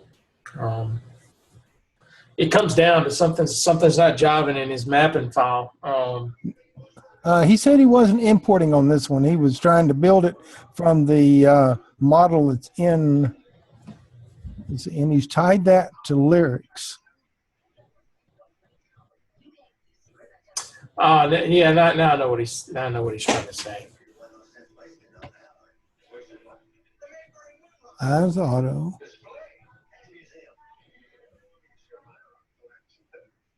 Timing track is lyrics, so he's tied it to the timing track up here. The face definition is the round HD guy. So basically, this should copy. And nothing. Yeah, now I know what he's saying. Now I understand what he's saying.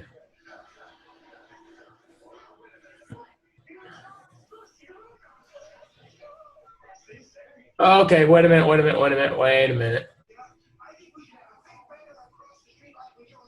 HC Pumpkin. Let's go back here.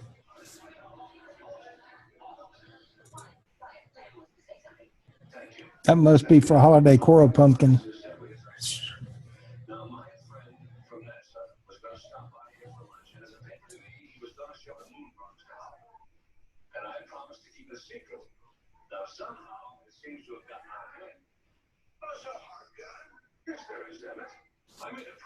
One, two, one. He's got single color here. That's what I was getting at. I was thinking maybe he had something wrong here.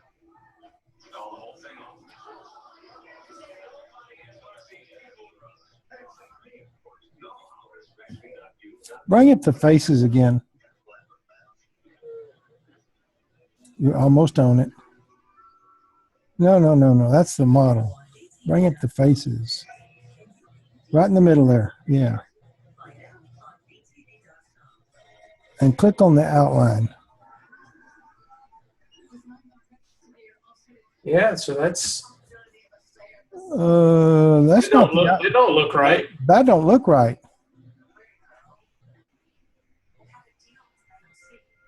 That's not right. Something's not mapped to the outline. Pumpkin OL.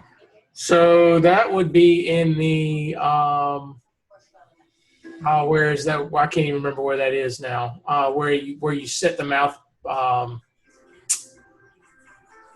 God! There you go. Yeah, and it's daggone. It's set to 1, and then 1's there. Pumpkin OL. Yeah, it's right. I mean, Pumpkin OL there. Go back to the other screen. And there it is. And Pumpkin OL there. Single nodes. Wait a minute. Select single nodes because it's a Holiday Coral one. And it's on the HC Pumpkin.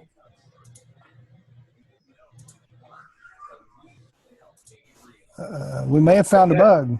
Yeah, but that's not, it's not showing the outline. No, it's not. Click on like the mouth, etc. Let's see what it shows on this.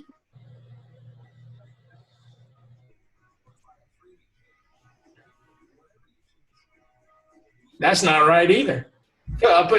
When you did on narrow mouth, didn't the eyes come on? No. Okay. The eyes are controlled. Yeah. That's interesting.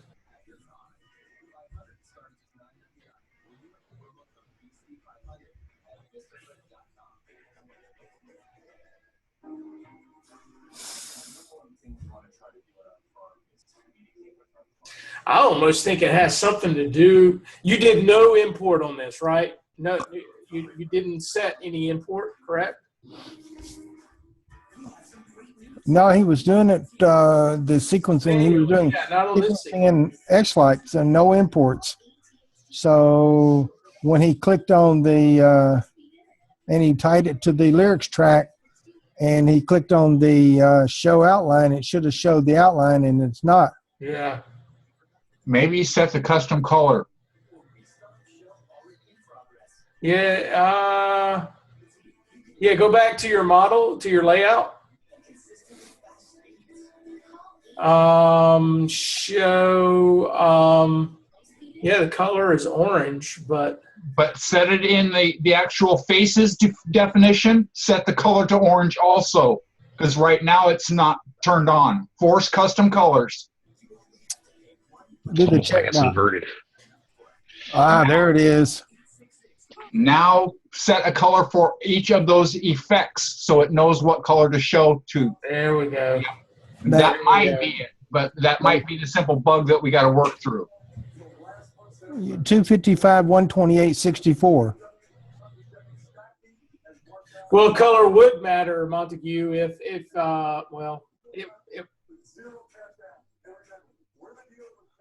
Go back to the pumpkin outline and make sure it's set to 255, 128, and 64.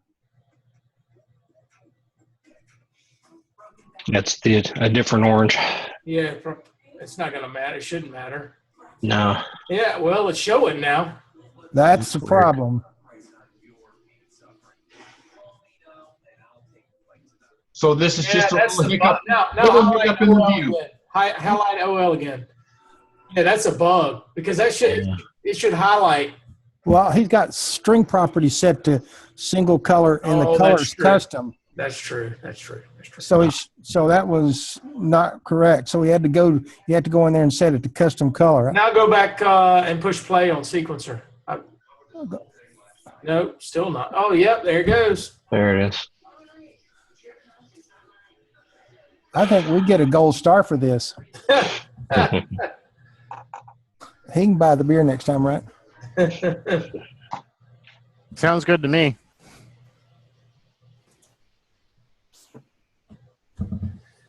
Well, there's that. The color does matter. That's just a little hiccup in the view process of how they render it. It doesn't matter as far as when he would push it out to the lights, it's still going to come on. Yeah. The But lights the rendering window is not updating, is all it is. Yeah, the lights would have actually worked. It wasn't showing the data though. Expand the pumpkin. Yeah, it wasn't showing. It would have pushed See the data. It would have pushed the data out. It just wasn't rendering it on the preview. How come Bruce Johnson looks like Dr. Wells? Is that Dr. Wells Johnson? No, not for a long time. It used to be Spock all the time, but now it's changed to Dr. Wells. Okay. Yeah, see, it dropped off there. That data line dropped off whenever he changed the color. Change it to a different color. Change it to it shouldn't matter. He's got a custom color. So Bruce, that is a picture of you? That's true. Huh. I'll post a picture of Dr. Wells on the flash. You look very similar. Yeah, I think I see what he did. I think I see the problem. Go back here. I think I just caught what was going on. Let's see.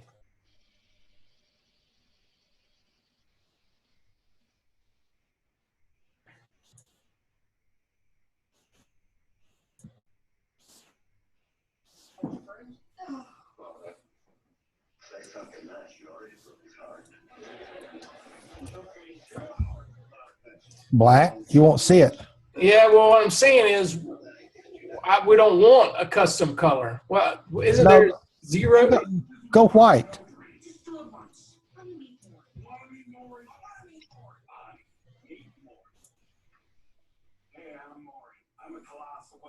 Yeah, see, when you don't define the custom color,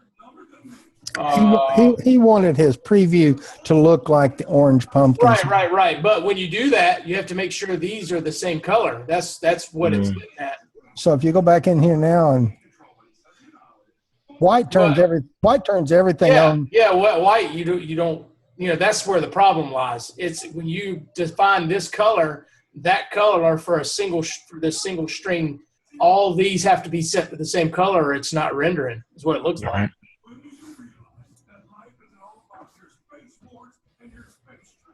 And since it's in can lats, this is just a matter of showing it up on the screen, Right? And rendering it. Thing of it is, if you it don't matter whether you render is white or green, it's going to go out to whatever color light that's out there. And if it's white, internal in X lights, it still deals with red, white, and blue. I mean, red, green, and blue. And if you put it at orange, then it's going to wait till it sees that orange color before it sends a signal out to turn the light on. Yeah, and that's the same. That's how it works, because if you were to set that to white, whenever you do a wipe across your whole house, if it's a white color, it turns those icons on. It's just a little. I wouldn't call it a bug. I'd say you need to be informed about that. I think it's a learning curve. Yeah.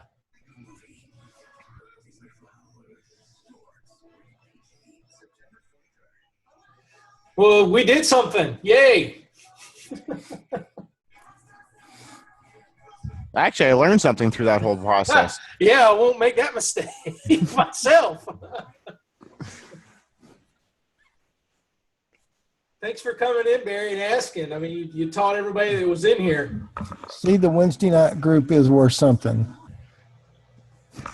It's always worth something. A good story once in a while. True. Very true. He said he needs to get a mic now. I agree. We should start a GoFundMe to make sure everybody has a mic. Yeah, a headset mic is best. That is true. That way you don't have all the background noise that you hear. Just everybody else hears the banging and screaming and hollering and everything going on in the background. You can get a good Sony at Walmart for about $25 headset mic.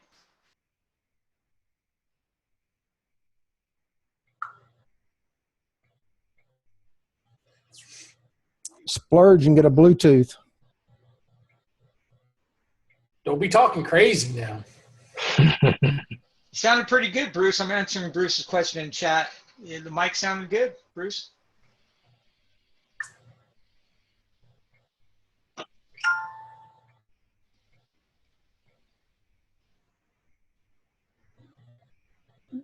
David, did you get the last message I sent you?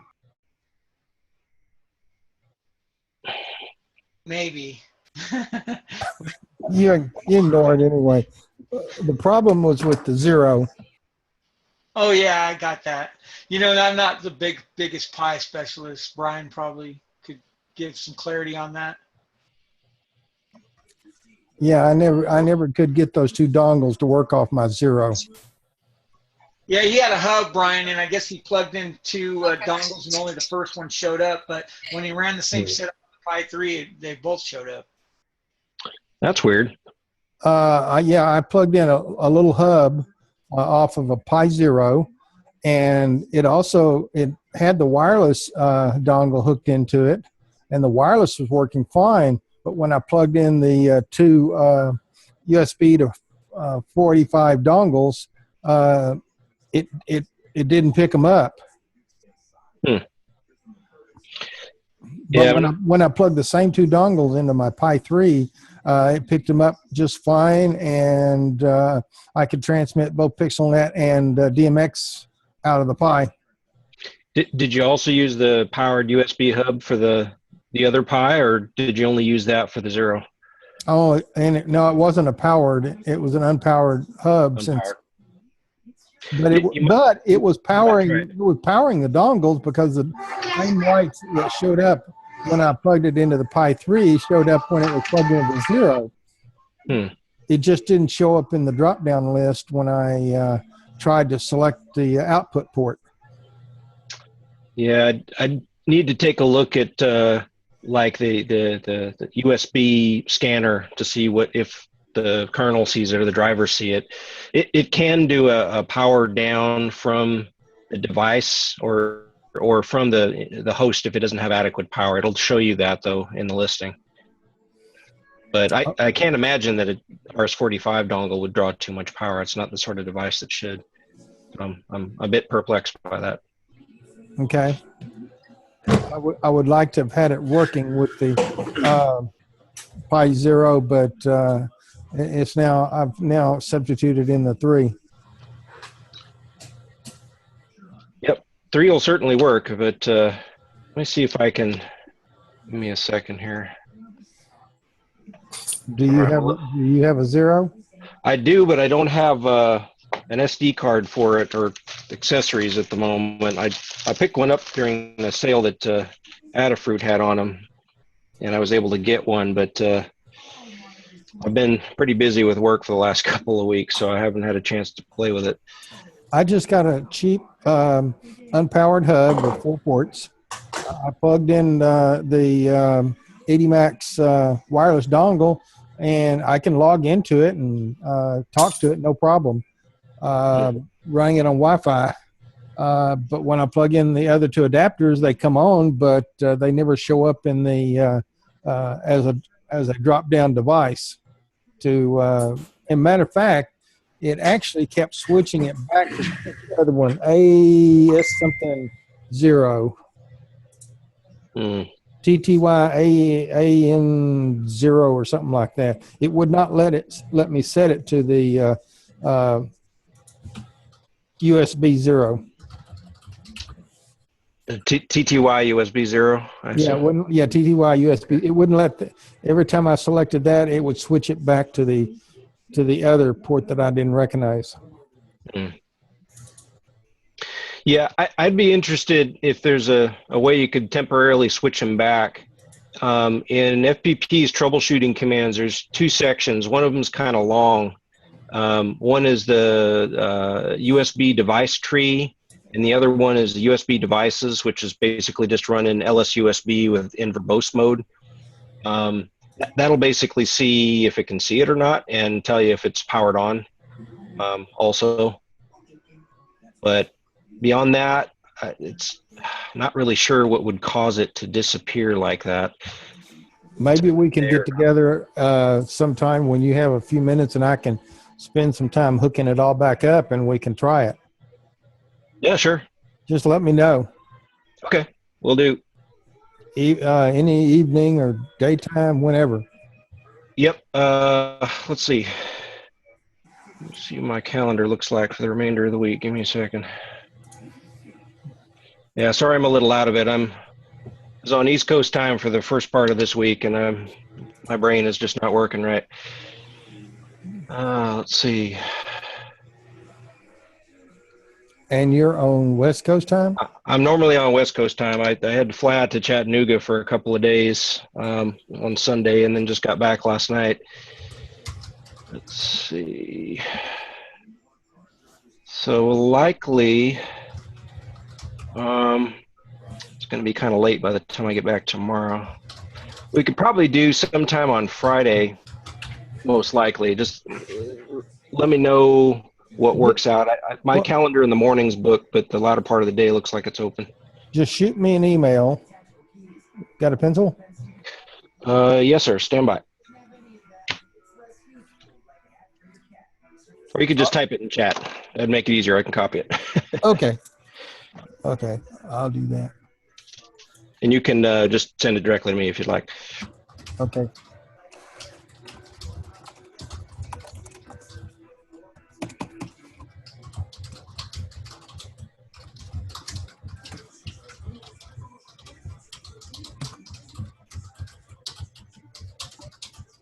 All Got it? Yeah. Email me when you want to, and I guess we could get on here even. We could get on Zoom and do it, Yep, that'll work. and we'll walk through it. Give me a little heads up as to when I need to have it all together, and we'll have Sure. some fun with a Pi Zero. It'd be great to get it working. Yeah, sure. If even without fiddling with mine, I'd like to at least have some time under my belt for messing with these. At some point, I'm going to get another SD card. I had a stack of them that I bought a whole bunch of 32s for messing with, and then my wife stole them for the video camera, so I don't have any more. Well, I had gotten rid of the USB drive off of it, and it's all on the SD card now. SD, okay.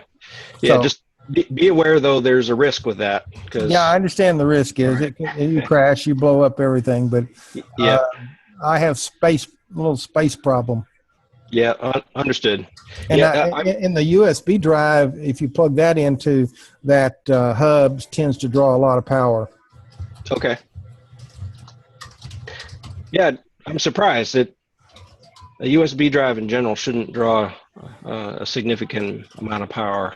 I had a B that I had problems with. That it seemed you plug the USB drive and the wireless into the same port, and this might have been some problem in the FPP as well. But you plug them both into the same port on a Pi Model B Plus, and I would start getting my sequences would not play right. So when I pull it off a wireless, pull the wireless dongle out, everything ran fine. But that was last year before last. I forget which. Yeah, the only thing I could think of Brian, there. there's two things. There's Murphy's Law, but then there's an added Murphy's Law that states if anything can go wrong, it'll go wrong with Tom.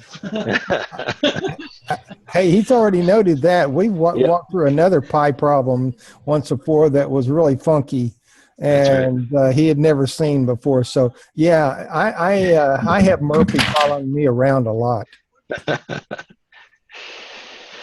I just found a little bug in David's program. So, oh boy, well, you're a great beta tester then. I've been told that before. If it can be broke, I will break it. That's what beta testers are for. That's right. That's right. And then you still can't break it. And then David says, "You mean you can't get past 104 channels? I thought I set it to 160." Yeah, he's the first one that went over 100 with virtual strings, 114 virtual strings, and then found my bug. Oh boy. Yeah, so. Don't have enough room for all that post data. I push the limit sometimes. You could ask David from the old LSP days. I probably drove him crazy. Well, that's a good thing. I mean, if you can get your issues fixed, I'm sure there's the easier ones will get fixed along the way. Yep. Okay, well, let me know when we can get together on that. Thanks. Yes, sure thing. Will do.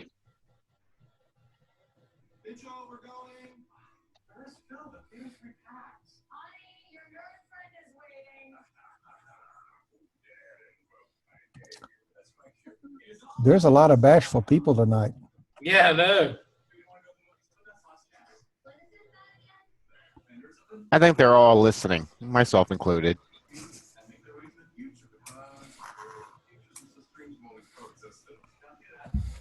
They like to hear our bugs.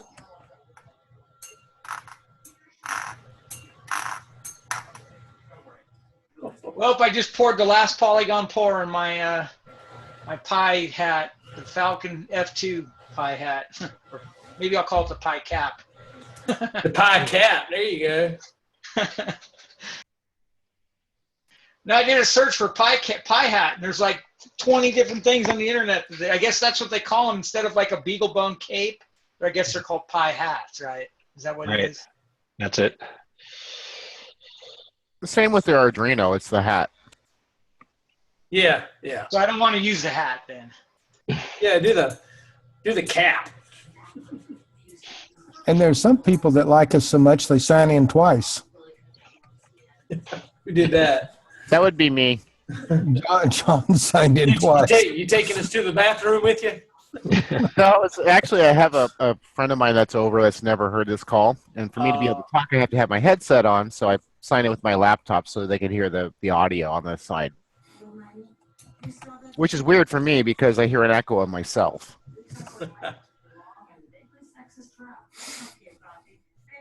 She says she's thoroughly entertained. I'm sure that was sarcasm in her tone. There are some nights. There's some nights where it gets very interesting. Yeah, I like those tangent subjects. Oh, wait a minute. Oh, I see that popping up on my screen. Hey. Oh, yeah. What's that right in the middle that says collision?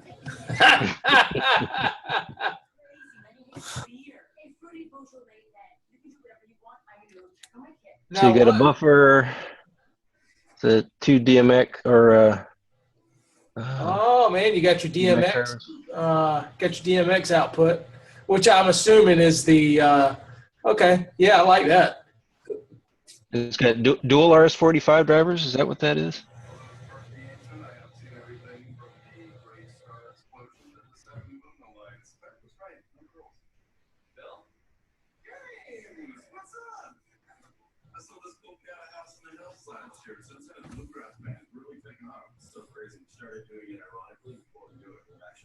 Hey, David, you're on mute, by the way.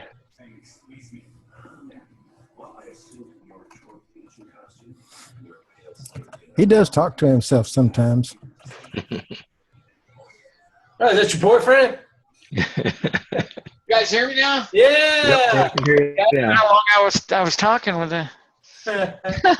Yeah, so mainly I built this one because there's 3 reasons. One is there's only 2 that are out there now or that are prevalent. One of them doesn't have a buffer chip. I never recommend that one because of that.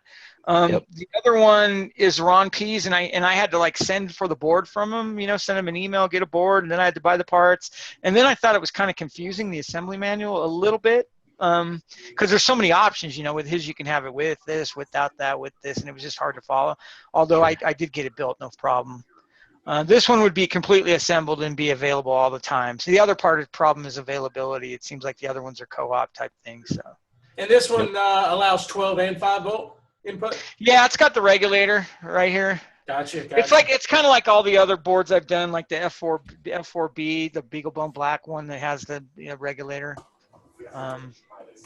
You switch that just like the F16 where you have a jumper. It's either actually when I'll have to look at it again, but I think either the jumper's on 1 and 2 and 3 and 4 or just 2 and 3, and that would be 5 volts.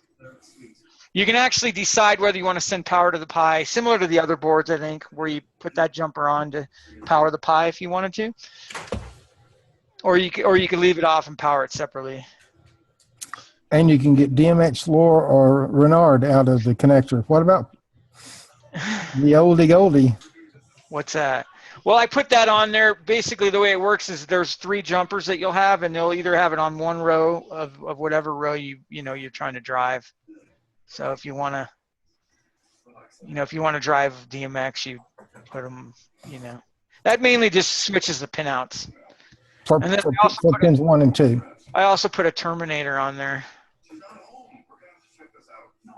The ability to terminate.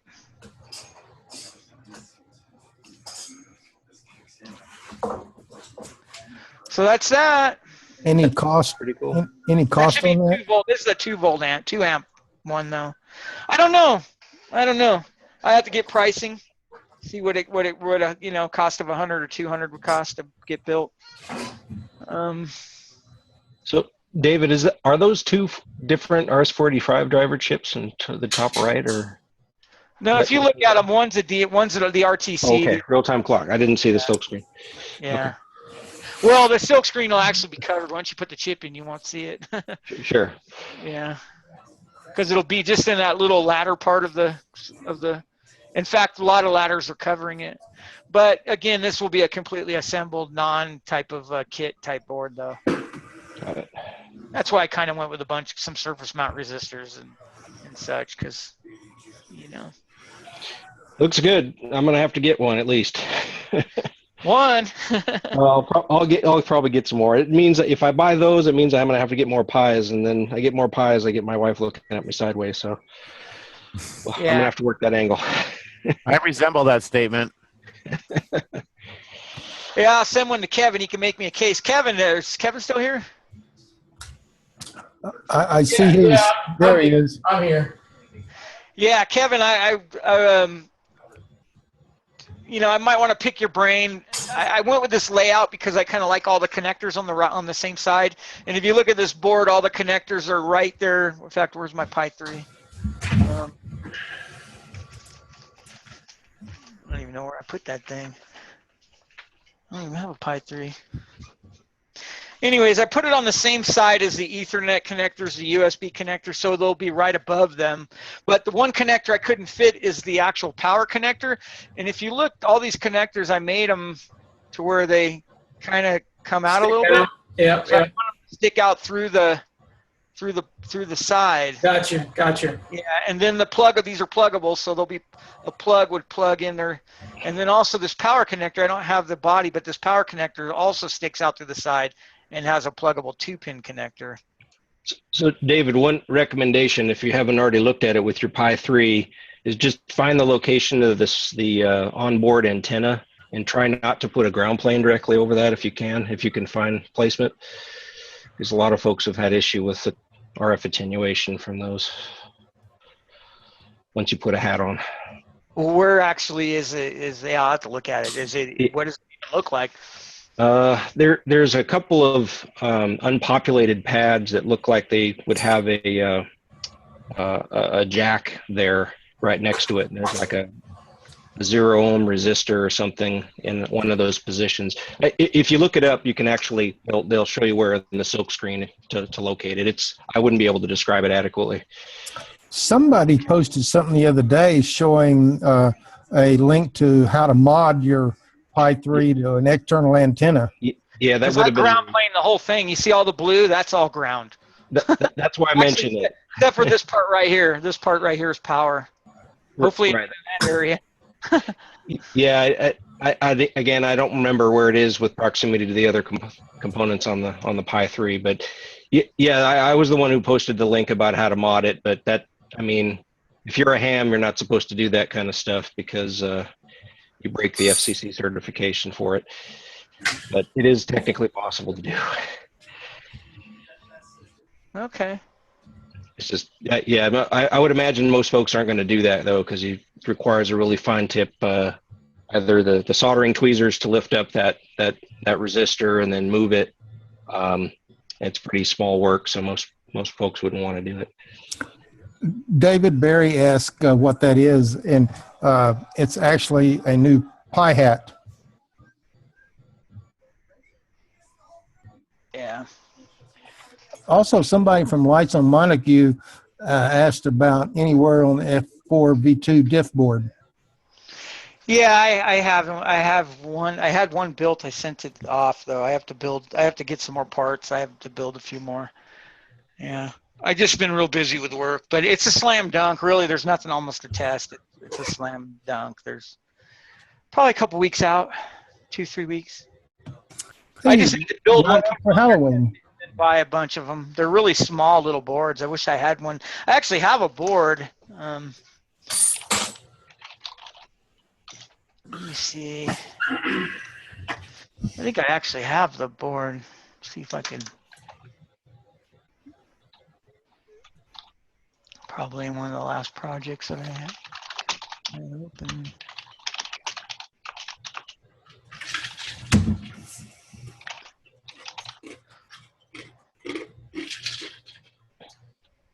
All right, I just posted a link to the other link I posted earlier that has the antenna location. It's right on the very corner of the board over where the SD card is, next to the header. Okay. Yeah, I'll try to clear out. Was there any information you remember that talked about how far you don't want to stay back from that? It looks like it's pretty tiny, so you probably don't need to remove much of the ground plane right there. It's literally right on the corner of the board. So that's the diff board. You can see it's very small. And I have 10 of those, 11 of those. I have them in my hand. I just built one because I had parts laying around, and then I sent it over to John Hamlin. Hamlin. He's gonna help me test, but now I got to order more parts to build me another one. But really, if you look at it, all it is just a couple transmitters and a resistor pack, 2 connectors. There's nothing to it, so I don't expect anything. In fact, I did plug it in to a board. I don't think I turned it on though. And then I sent it away, mainly because he ordered some other stuff and I didn't want to spend shipping again so I figured, I'll just make me up some new ones, but I haven't done it yet. I got to order the browser. If there's a Wi-Fi problem, I mean, you can always add another Wi-Fi dongle to the Pi 3 and disable the onboard one. Yeah. You can. It's a bit of a hassle to disable the onboard, though. There's some stuff that you have to do to basically disable the module loading, and then there's some risk of interfering with the one you stick in there. It's not as straightforward as it should be. Maybe you can mod the config file. Yeah, I mean, you have to manually tweak config files for the network and all that. It gets to be a bit more burdensome than having multiple interfaces should. I think the way things are set up right now, it really only works properly with the built-in. So that's coming. 3 weeks, probably 3-4 weeks. I'll look into that little thing and see if I could clear out. Just put in a keep out zone. So will it be ready for the walking Christmas costumes this year? No, I don't know what this board is really going to be used for. Is that what people use them for? I saw somebody with something very similar. They had a ball that they put around a kid and put the kid in the ball and call it a, what do you call the mirrored balls? Oh, yeah. That was disco ball. That was Wolfie, wasn't it? Yeah, that was Wolfie. I'm using mine just as a cheap alternative so neighbors can hook up pixels up to 2 strings, without putting too much money and having to buy, a whole another controller. Some guy put a little mini grid on the back of a jacket. He said he was going to use it when he was walking around talking to the cars. So he'd be part of the show. I don't remember the name, but it kind of looked cool. It did, and he actually showed where the Pi, the FPP, and the primary and the slave working. Kind of interesting. I need to do something for my neighbor so their house doesn't look so dull. I'd have to do that for the whole neighborhood. No way. Yeah, his plan is he's going to put a sign up that says, "Watch my neighbor." I guess I could pass out ditto signs, right? Good, that's exactly what he wanted. Put a ditto sign up.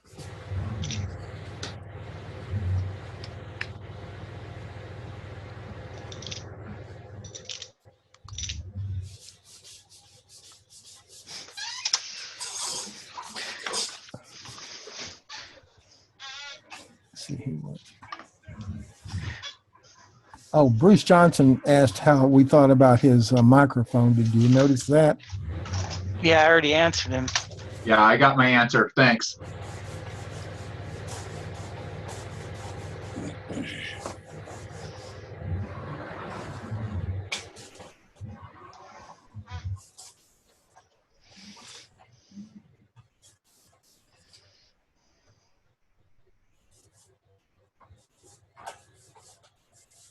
He does look like the guy, the professor. Why, Tom, you watched The Flash too? Yeah. Yeah, when he talks, his picture shows up a little bit bigger, and then I can see the differences. But from the thumbnail, I thought maybe he was using that as like a avatar. But very similar, but not quite when you get the bigger picture.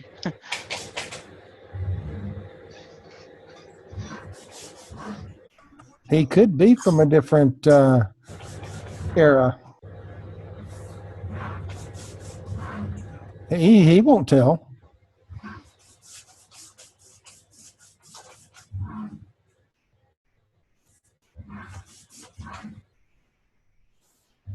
Are you trying to say I'm old? Different era. No, a different universe, parallel universe. Reverse Flash.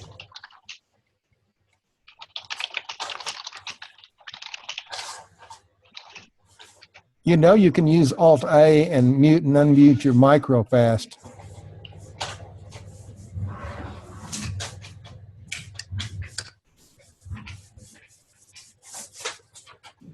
That is, unless you're on your cell phone.